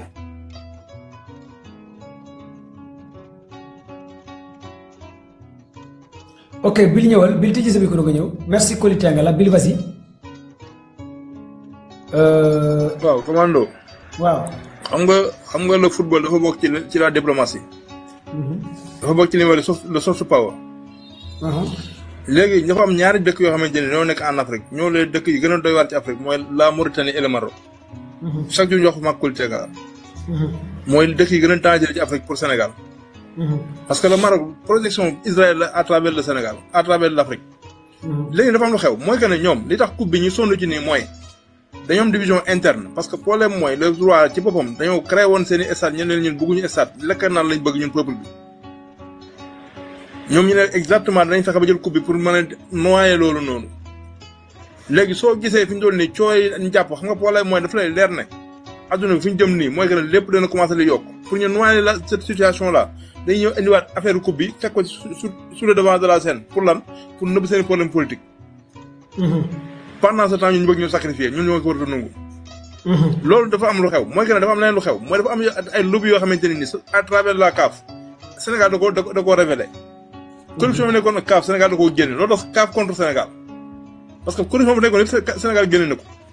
même corruption bi mooy am à la FIFA même chose la. léegi nag ñun ñoo war a def lenn mooy que ne dañoo am lu ñu war a def mooy benn peuple da am fu muy toll foo xamante ne nii bu ñu ko tollee peuple yëpp dafa war a nekk uni nekk benn. li war a jiitu mooy lépp luy produit marocain bu nekk Sénégal bu ñuy jaay Sénégal ñu boycotté ko. loolu mooy parce que problème mooy à la guerre comme à la guerre la. am na yoo xam ne kenn du ko négocier xam nga. am na yoo xam ne kenn du ko négocier mooy lépp luy produit marocain bu nekk Sénégal nañu ko boycotté. loolu mooy première guerre bi Sénégal yëpp war a def mooy suba lépp loo xam ne dañ ne leer la marocain la Maroc la jógee na ko Sénégal bàyyi lu fi seen marocain jaay bu mu jarati.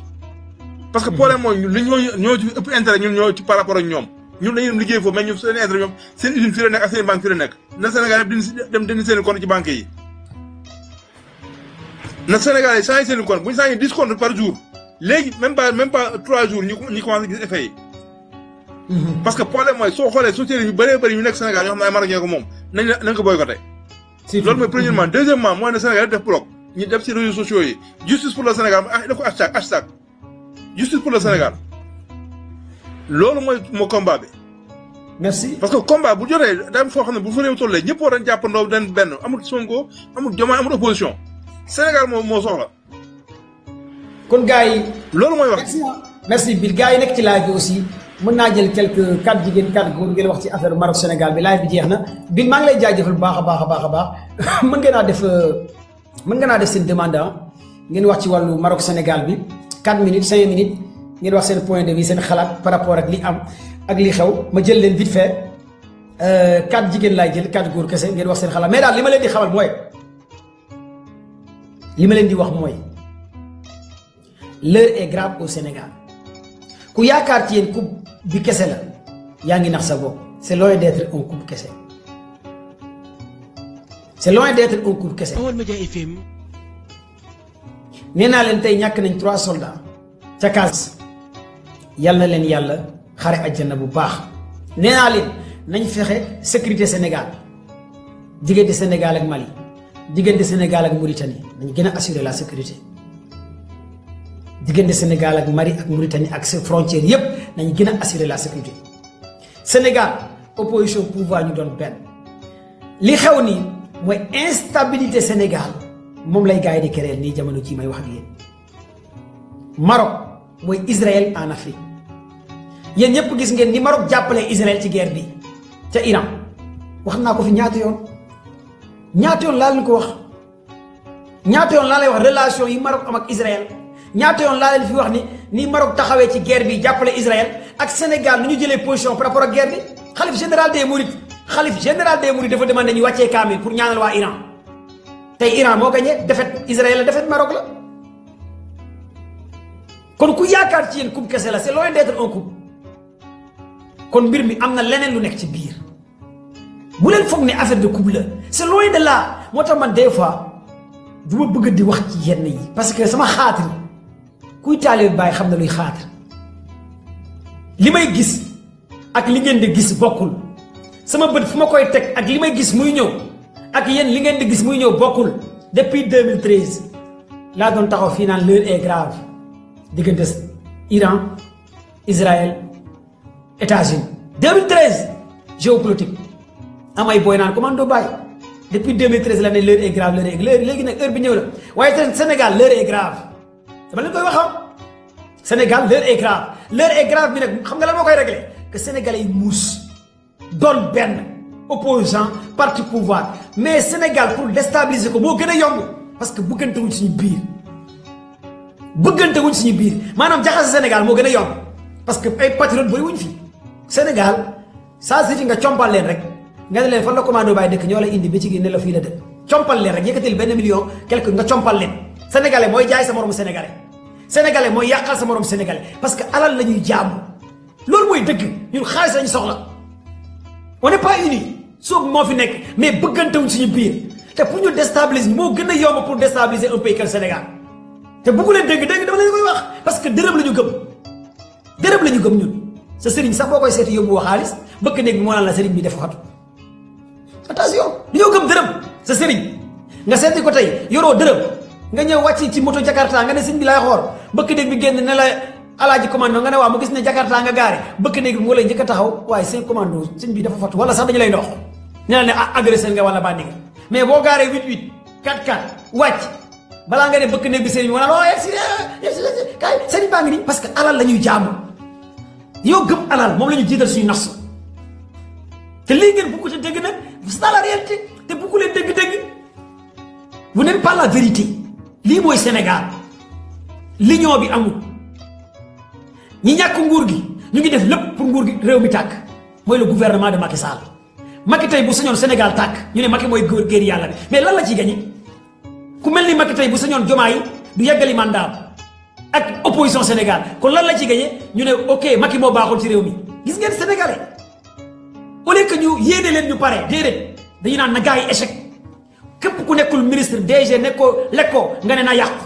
boo commencé lekk nga ne baax na lii mooy jikkoy Sénégal boo nekkul ci gouvernement bi na mbir mi yàqu boo nekkee ci biir nga ne ok bu ñu la sëddut nga ne gars yi baaxuñ bu ñu la mosalee nga ne gars yi baax nañ ku nekk yaa ngi tàllal naan mosal ma ku ci Diomaye mosal wala Sonko mosal la fal la nga ne gars yi ñoo baax kuñ ci mosalut nga ne réew mi neexu kuñ ci mosal nga ne réew mi neex na mooy jikkoy Sénégal mosal ma ministre bi may ma DG bi may ma député bi may ma ku nekk yaa ngi tàllal loxo Sénégal presque ñëppay ñaan ku nekk yaa ngi tàllal loxo loolu mooy dëgg c'est la vérité ñun loolu la ñu gëm ñun dañoo gëm ñaan dañoo gëm dimbali ma dañoo gëm jàppale ma dañoo gëm may ma dañoo gëm boo ma falut ma yàqal la boo ma mosalut sa nguur neexut des fois sax nit ne la j'ai rencontré un médecin hôpital un jour mu ne ma xoolal degré en tant que médecin mu ne ma commando bàyyi yéen seen nguur gi loo ci am xoolal genre wax jooju xeex nga dugg ñetti yoon kaso lan lañ la fal te médecin la un médecin assermenté xoolal degré bu mu nekk moom xeex nga ñetti yoon dugg kaso yow loo ci gañee loo ci am faluñu la quoi xoolal nii la Sénégalais di xalaatee gis nga kooku xam nga xoolal kooku idée en tant que médecin buy xalaatee noonu docteur ma ne ko yow en tant que médecin ngay xalaatee yow kon pour yow man dama war a falu ma ne waaw nga war a falu kañ lekk comme ñëpp gis nga idée lii mooy Sénégal yëpp noonu lañ mel nag mooy jikkoy Sénégalais ñun ku nekk bu lekkut faloo bokkoo ci ñu mosal la nga digg ñu naan la dañu laa war a mosal dangaa war a mos nga dajeg sa benn maaraabu benn sëriñ yaa même si ay sëriñ yu la koy wax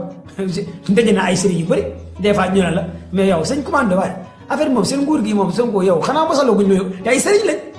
ay sëriñ samay sëriñ lañ nga gis sëriñ taxaw ne la waaw seen nguur gi moom xanaa yow mosaluñ la lay wax wala est-ce que gars yaa ngi lay may xaalis wala est-ce que gars yaa ngi lay jox ci affaire yi xoolal lii mooy Sénégal réew mi nan lañu mën a defaree réew mi réew moo xamante ne ku nekk yaa ngi xool loolu dóoree koo dóor marto koo nax koo joxul mu ne la parce que loolu la ñu gëm moo tax Sonko Diomaye mënuñ dara ci Sénégal tant que suñu jikkoy changé wu ñun sénégalais mooy maara bi mooy taalibe bi mooy sénégalais bu gën a tuuti parce que idée la nañ xam ne li ñuy xeex pour suñuy doom lañ tant que xamuñ li ñuy xeex suñuy doom lañ suñuy sët lañ suñuy jerbaar lañ avenir la du ñu mës a avancé sénégalais day xeex tey fal ma tey jox ma tey ma lekk tey faloo ma joxoo ma du ma la votel li mooy jikkoy sénégalais day xeex pour nga sédd ma tey nga jox ma tey ma lekk ci tey comme ñëpp du changer je suis vraiment désolé kon donc li am nii concernant mbiru Maroc bi du question de football kese du question Maroc mooy Israël biir Sénégal fii un an maa ngi koy wax ma ne Maroc mooy Israël biir Sénégal biir Afrique Maroc Israël lay jàppale biir Afrique loolu ñëpp xam nañ ko Maroc Israël lay jàppale en Afrique partenaire Afrique Israël bu gën a am doole Afrique mooy Maroc guerre bii nii Maroc dafa jël position rangé wu ci ginnaaw Israël jàppalewul Iran loolu est-ce que xam ngeen ko c'est la vérité les grands sionistes yi nekk biir Israël ñu ngi biir Maroc te loolu war ngeen ko xam Sénégal jël na position nekk ci ginnaaw Iran mais est-ce que loolu dina neex waa Maroc jamono jooju Sénégal ñu ngi publier ñoom ñëpp ne yàlla na benn neta yow dee te benn neta yow mbokkam bi doomam bu jigéen bi sa famille bi ñu ngi sëy Maroc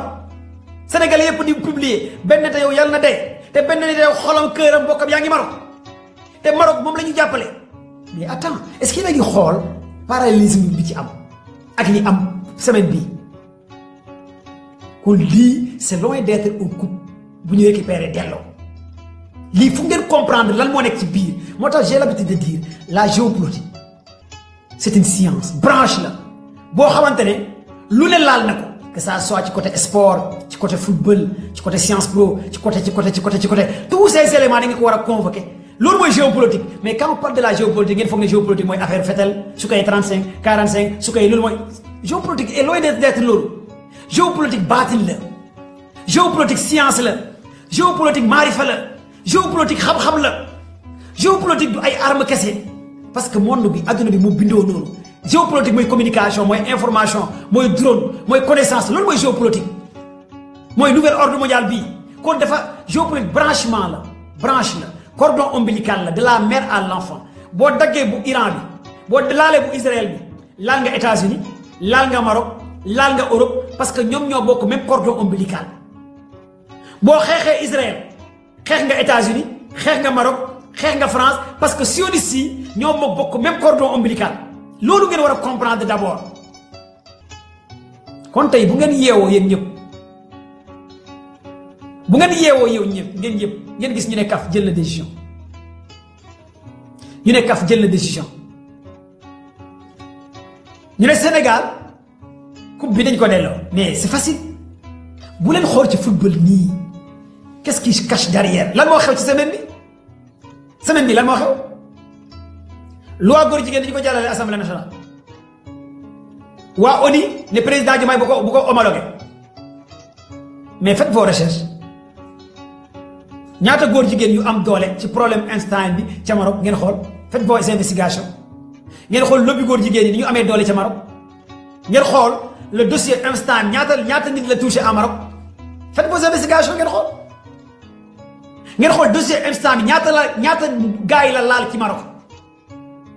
faites vos investigations ngeen xool LBGTQ ñaata lobby ak ñaata loge la am ca Maroc faites vos investigations da ngeen di comprendre affaire bi rapport loi assemblée bi rapport coupe bi rapport Israël bi faites vos investigations ngeen xool Israël ak Maroc relation bi cordon ombilical bi leen lié après nag ngeen doog a ñëwaat ngeen comprendre waaw ndekete coupe bi du coupe kese la gars yi soxla ah bon non kon gars yi am na leneen li leen tax a jóg lu dul coupe ñoom am na beneen bataille bu ñu nekk bu dul coupe yow sénégalais bi yaay gis sa coupe la ñu nangu non c'est loin d'être un coupe am na leneen parce que lii c'est flagrant xam nga lii amul kenn ku ko mën a layal CAF mënu ko layal keneen mënu ko layal mais il ne faut pas regarder CAF lii moo gën ëpp doole waa CAF parce que am na lu nekk ci suuf léegi lu nekk ci suuf loolu nag pour protéger ko mooy lan mooy sénégalais ñoo war a booloo doon benn bloc opposition société civile ñëpp pour sécuriser Sénégal sinon l'heure est grave au Sénégal da ngeen di xëy yeewu dégg leneen lu leen jaaxal nañ booloo doon benn toujours ma wax ko nañ suudewu doon benn toujours ma wax ko ñu sanctionner aussi les produits marocains ñu boycotté ko banque marocain yi ñu boycotté leen ku fa tëji compte banque bàyyi lii kese la mais bu ngeen taxaw naan ay non football nangam non affaire bi coupe bi delloo ñu bu ñoo bañ nangam bu question ay dañoo bañ parce que les lobbies sont aléatoires c'est large kon lii laa ci bëggoon a wax kon donc gars yi maa ngi leen di jaajëfal yéen ñëpp di leen jox seen wàccuwaay yéen ñëpp bëggoon naa jël ñëpp nag ngeen wax mais maa ngi leen di jaajëfal juste dama doon expliquer pour ngeen comprendre kon donc c'est pas la peine may jël kenn sax ci yéen naa bàyyi bi suba ma jël leen parce que xam naa xol yi neexul te bëgguma dérapage am te l'heure est grave te c'est un sujet sensible c'est pas sensible moo tax bëgguma leen jël daal bàyyi leen noonu rek jalu may jël kenn quoi pour respect maa ngi jéggalu nag bëgguma leen jël bu ngeen gisee ba léegi ma bëgguma cee wax bëgguma cee jël parce que xam naa fu mbir mi jëm xam naa li ci nekk comprendre naa li xew xam naa li xew quoi en fait man xam naa li xew j'ai toutes les informations amul dara lu ma réer comprendre naa li xew waaw gis naa live yu bëri di live di wax te leen de kese la gars yi soxla mooy créer instabilité au Sénégal en co-religion lenn kese la gars yi soxla mooy créer instabilité au Sénégal lii mooy seen agenda kese créer instabilité au Sénégal lenn kese la gars yi soxla créer instabilité au Sénégal là je vous le dis hein bu leen xool football bii coupe bi déedéet c'est loin d'être un coupe qui est là il y a l'anguille sous la roche ils ont bien calculé ils ont bien planifié l'agenda tout est bien calculé c'est pas Maroc kese mooy nekk ci agenda bi commando Baye mooy wax ak yéen demee da ngeen di ñëw fii ne commando Baye waxoon na ko kon donc xam nga mbir mi li koy réglé mooy diplomatie bu dëgër mooy fermeté bu dëgër mooy fulla ak fayda bu dëgër mooy aussi autorité bu dëgër kilifté bu dëgër gatsa bu dëgër nga tëj sa frontière yépp nga jël say décision yu ferme bu lu mu leen jaral mu jaral la ko avec une grande fermeté nga dooleel say doomu réew nga may leen doole nag nga may doole say doomu réew li nga xamante ne am na yow ñi jiite nga jël sa décision bépp accord boo signé woon ak ñoom nga arrêté ko bépp accord nag nga arrêté ko avec une grande fermeté bépp coopération boo doon def ak ñoom nga arrêté ko loolu kese la du leneen ñu boycotté tous ces produits bu kenn saaga kenn parce que tey su ngeen fii lu tax mbir mi xaw a sensible mooy su ngeen fi meree dóor fi ay marocain wala saaga fi ay marocain mais sénégalais yaa ngi Maroc xam nga problème bi ñoo xam nañ li xew ñoom xam nañ fi ñu bugg a yóbbu terrain glissant bu ñu bugg a woo te ñoom deret la ñu soxla ñoom loolu la ñu soxla parce que ñoom seen nouvel ordre mondial deret la ñu soxla ñoom deret c'est un terrain glissant ñoom lu ñu gën a soxla ñu déclencher la situation mais ñun bu ñu déclencher la situation ñun sénégalais yi lii laay ñaan képp kuy sénégalais bu kenn dóor benn marocain au Sénégal bu kenn saaga benn marocain au Sénégal parce que suñu junni ay millions sénégalais ñoo nekk au Maroc kon ñun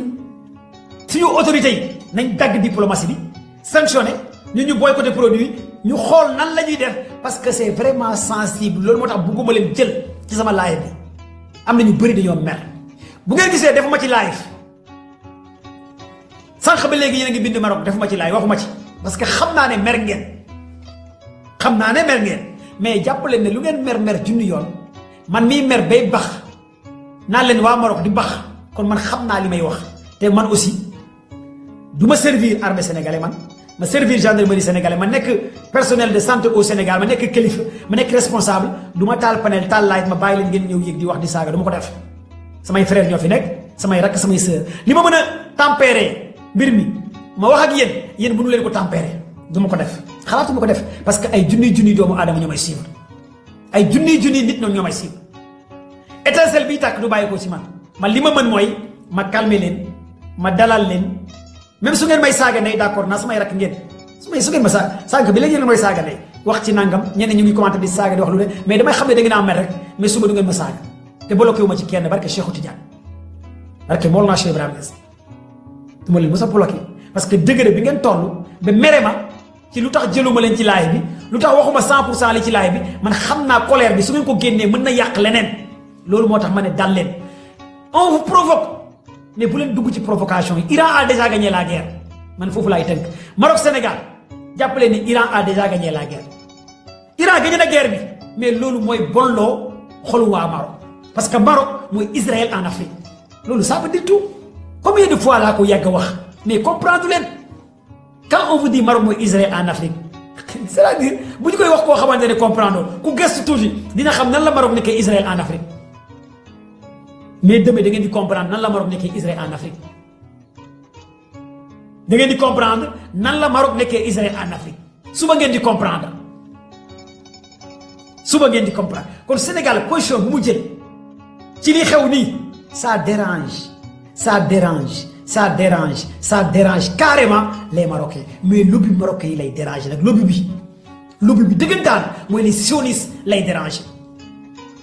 loolu moo tax xalif général des Mourides dafa woote ndigal nañu wàccee alxuraan jàng kaamil ñaanal waa Iran mais service de renseignement Israël yëg nañu ko service de renseignement Israël ak Maroc yëg nañu xalif général des Mourides nee na nañ ñaanal Iran mais loolu est-ce que dina neex les Marocains lobby marocain yi loolu est-ce que dina neex lobby Israël bi mais attends yéen lan ngeen foofu on est en guerre c'est-à-dire mbir mi li ngeen di gis ak li am bokkul li ngeen di dégg ak li xew bokkul li ngeen di gis nii seen bët xam nga coupe ngeen di gis mbir mi du coupe déedéet du coupe bu ñu nangu déedéet daa am leneen lu gars yi soxla mooy lan mooy créer instabilité ci biir réew mi taal réew mi taal Sénégal yëngal Sénégal gars yi loolu la ñuy soxla instant yi pour lan suñu pétrole suñu zircon suñu gaz gars yi yóbbu ko lii mooy seen agenda nañ fexe taal Sénégal nañ taal Sénégal jël seen pétrole seen gaz seen nangam jaare ko nag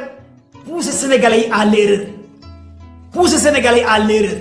kañ ngeen dégg nit gagné coupe ba arbitre bi nekk maître di seen terrain soufflé ñu gagné coupe bi delluwaat ba gars yi jubilé ba lekk xaalis bi ñu ne léegi delloo leen gars yi coupe bi loolu kañ ngeen ko mës a dégg ci football yéen ngeen defe ne lii football la nekkatul football de ku yaakaar ne lii football la ci loin de là ko xam ngeen ne lii nekkatul football kañ ngeen mës a dégg loolu est-ce que mës ngeen dégg loolu looy kon règlement football ñu ne arbitre mooy maître du terrain wala léegi football arbitre nekkatul maître du terrain kon kay léegi kaf mooy léegi football arbitre amatul sax kañ la mu loolu mës a am ci kaw suuf football boo xamante ne passe na ba ñëpp ku ne lekk nga sa xaalis bi lépp jeex na ñi dee nañ ñi gaañu nañ léegi ñu ne léegi kaay leen delluwaat ko kaf moo ñëwaat léegi kenn moo nekk ci ginnaaw kaf ak lan moo créé kaf xam nga j'ai l'habitude de vous dire tey laa leen di expliquer lu ma la mës a wax tey ngeen koy doog a xam les plus grands joueurs ñoom Cristiano Ronaldo ñoom Messi bu ñuy jeexal seen carrière ñan ñoo leen di jënd du réewu arab yi club arab yi ñoo leen di jënd ñoom Ronaldo ñoom Messi du réewu arab yi ñoo leen di jënd ay Qatar ok club yu gën a am doole ñan ñoo leen moom du réewu arab yi réewu arab yi seen lobby boobu fan lañu jëlee seen xaalis bi ci lobby nouvel ordre mondial wala si pétrole ak ci lobby yi d'accord ngeen wala d'accord leen est-ce que vous êtes là avec moi dama leen di expliquer un peu benn affaire bu ndaw pour ngeen xam ne que lobby ay lobby ñoo ko gérer réewu arab yooyu lobby boobu kan la ñuy jàppale ci guerre bi du Israël la ñuy jàppale ak États-Unis est-ce que dañ comprendre li ma leen bëgg a wax réewu arab yooyu ngeen topp mooy Arabie Saoudite Qatar Émirats arabes Dubaï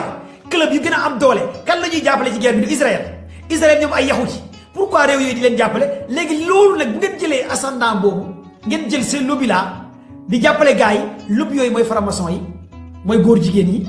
mooy lesbiennes yi mooy giwin yi mooy borom ñaari tur yi mooy MCN yi fa la alal ji di jógee mooy le pacte du diable New World Order mooy nouvel ordre mondial bi est-ce que yéen a comprendre rapport bi nii la mel parce que cordon ombilical bi moo leen relier ñoom seen biir moo tax parfois nga dégg ñu ne la Cristiano Ronaldo wala Messi réewu Qatar fay na ko di 100 milliards nga ne waaw mbégte la ci biir Bawal nga dégg milliards yi ñu koy fay mu jaaxal la ñooñu bu ñu ko fayee club bu nekk Qatar fay Ronaldo ay milliards te club boobu mënut a gagner Ligue des champions mais tu vas te poser des questions nga ne waa club boobu lan la ciy gagner ñu ne la non club bi ay publicité la ñuy gagner nga ne publicité yooyu fan la jëm mais ay doctrine marché la ay lobby la ay business la ay programme la loolu moo tax ma leen di expliquer branche bi am ngeen xam ne football bi am nii doctrine bi am nii lobby bu am nii guerre bu am nii lépp cordon ombilical bi xam ngeen mooy lan dénominateur bi xam ngeen mooy lan mooy ci suuf le pacte du diable nouvel ordre mondial bi foog nga d'accord nga ànd ak ñun dañu lay wone carrément ànd ak ñun léegi nag luñ doon bu njëkk dañ doon émaillé di naxante ay xarit lañ léegi loolu naxante bi dañ na de léegi soit da ngay ànd ak ñun ci lu ñu bëgg àndoom ñun nga dem ñu gat sa ak yow mais parce que c'est la fin de Israël mooy waaj a yeex nga dégg ñu ne benn yow dee na wala deewu te Maroc nekk Israël bi Sénégal yow Sénégal ngay dooleel kii rey benn yow Sénégal ngay dooleel Iran bi rey benn yow dee na wala deewu Maroc nekk doomu benn yow biir Sénégal biir Afrique kon Maroc dina la lekk attends man foog ma taal la yow Sénégal foog ma taal la man Maroc foog ma wol la ne man Israël laa gëm entre guillemets c'est la diplomatie qui parle binaire moo tax ma ne gars yi réveillez-vous soyez prudents et vigilants dal leen tey leen bu leen topp seen xol ñun Sénégal yàlla may nañu pétrole may ñu diamant may ñu or may ñu zircon ñun Sénégal yàlla may nañu Sëñ Touba may ñu Baye Niass may ñu Limamou Laye ñun Sénégal ñu am coupe ñàkk am coupe seen gat waa Maroc soxlawuñ seen coupe nañ leen ko delloo mais ngeen dal ngeen tey parce que yàlla baaxal na Sénégal mës ta am coup d'état Sénégal mës ta tàkk mais tey ñoom lobby yi pare nañ pour taal Sénégal li muy agenda bi foog ngeen xam ne lobby yi tant que Sénégal tàkkut amul coup d'état duñu noppalu te foofu lañu leen bëgg a yóbbu nag barke Cheikhou Tidiane billaahi wallaahi suba nga dégg frontière Mauritanie ak Sénégal laale nañ du leen bett suba nga dégg diggante Mali ak Sénégal djihadistes yi dugg nañ bu mu leen bett suba nga dégg armée Casamance reyaat nañ tant de personnes Casamance yi rebelles yi jox nañ leen ay ngàndaay bu mu leen bett parce que lépp lobby bi ci kaw la nekk lobby baa ngi ci kaw di financer di taal affaire yi mais borom xel yi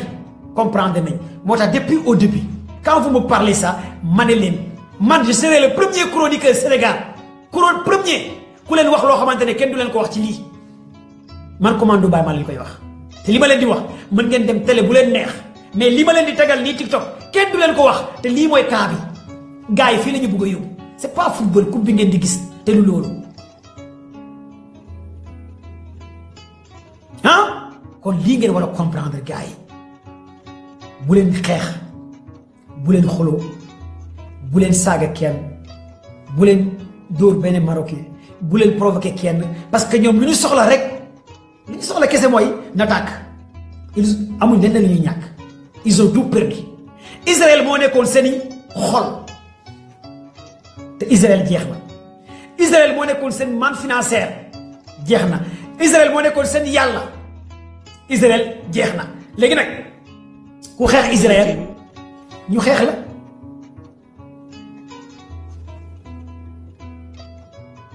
ku xeex Israël ñu xeex la loolu kese la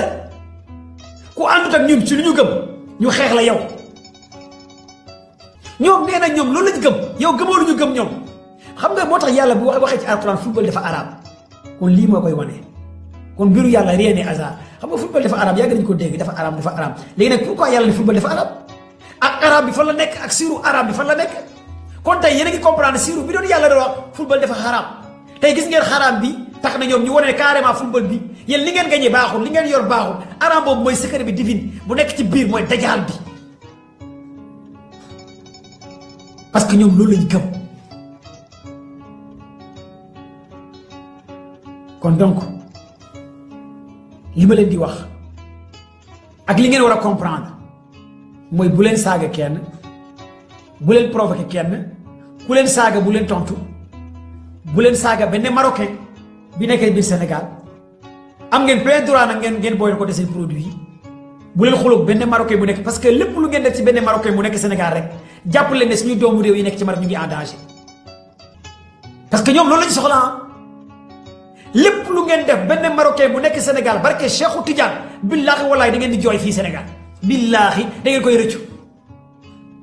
lépp lu ngeen def benn Marocain bu nekk biir Sénégal da ngeen di sacrifier doomu Sénégal yu nekk biir Maroc parce que ñoom loolu lañu soxla instant yi kon gars yi dal leen tey leen muñ leen dal leen tey leen muñ leen ngeen xam ne que dañoo tegal dëgg sërëx Maroc ak Israël ak États-Unis dañoo tegal Sénégal dëgg sërëx dëgg sërëx la ñu tegal dëgg sërëx bi nag buñ ci tombé lii moo tax depuis au début je voulais pas parler sur ce sujet parce que lu tax bëgguma wax ci sujet bi man li ma ci comprendre ak yéen li ngeen comprendre am na ñoo xamante ne bokkul yéen ni ngeen koy gisee ak man ni ma koy gisee bokk parce que man damay def géopolitique man xam naa géopolitique lépp relié planète yi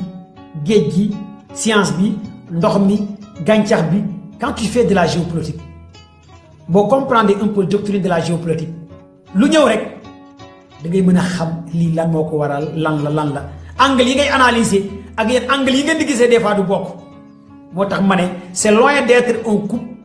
d'Afrique c'est loin d'être un coupe am na leneen lu nekkaat ci coupe bi li nekkaat ci ginnaaw coupe bi nag mooy suñu pétrole bi le pétrole Sénégal est en danger suñu or bi mu ngi nekk en danger suñu gaz bi mu ngi nekk en danger suñu réew mi mu ngi nekk en danger Sénégal mu ngi nekk en danger lii laa leen di tënkal li nekk ci loolu nag bu nekkee mu ngi nekk en danger ñu xam ko mais sa waay coupe bi lañ jël nañ leen delloo seen coupe ci njëkk ne leen yéen waa Maroc seen coupe baa ngi nii man tey wax naa ko ci émission Walf barke Cheikh dama ne nañ delloo waa Maroc seen coupe ku am sëñ Touba am Baye Niass am Hadji Malick nga mën nga gagné mais ñu soxla delloo leen seen coupe ñu toog looy doyee di coupe ku am maam borom Touba lan ngay doyee coupe ku am Baye Niass Limamou Laye ak leneen lan ngay doyee coupe réew mi dal neex mais attends lu ci jara xuloo xeex yuuxu am na loo xamante ne waroo leen fekk seen terrain naar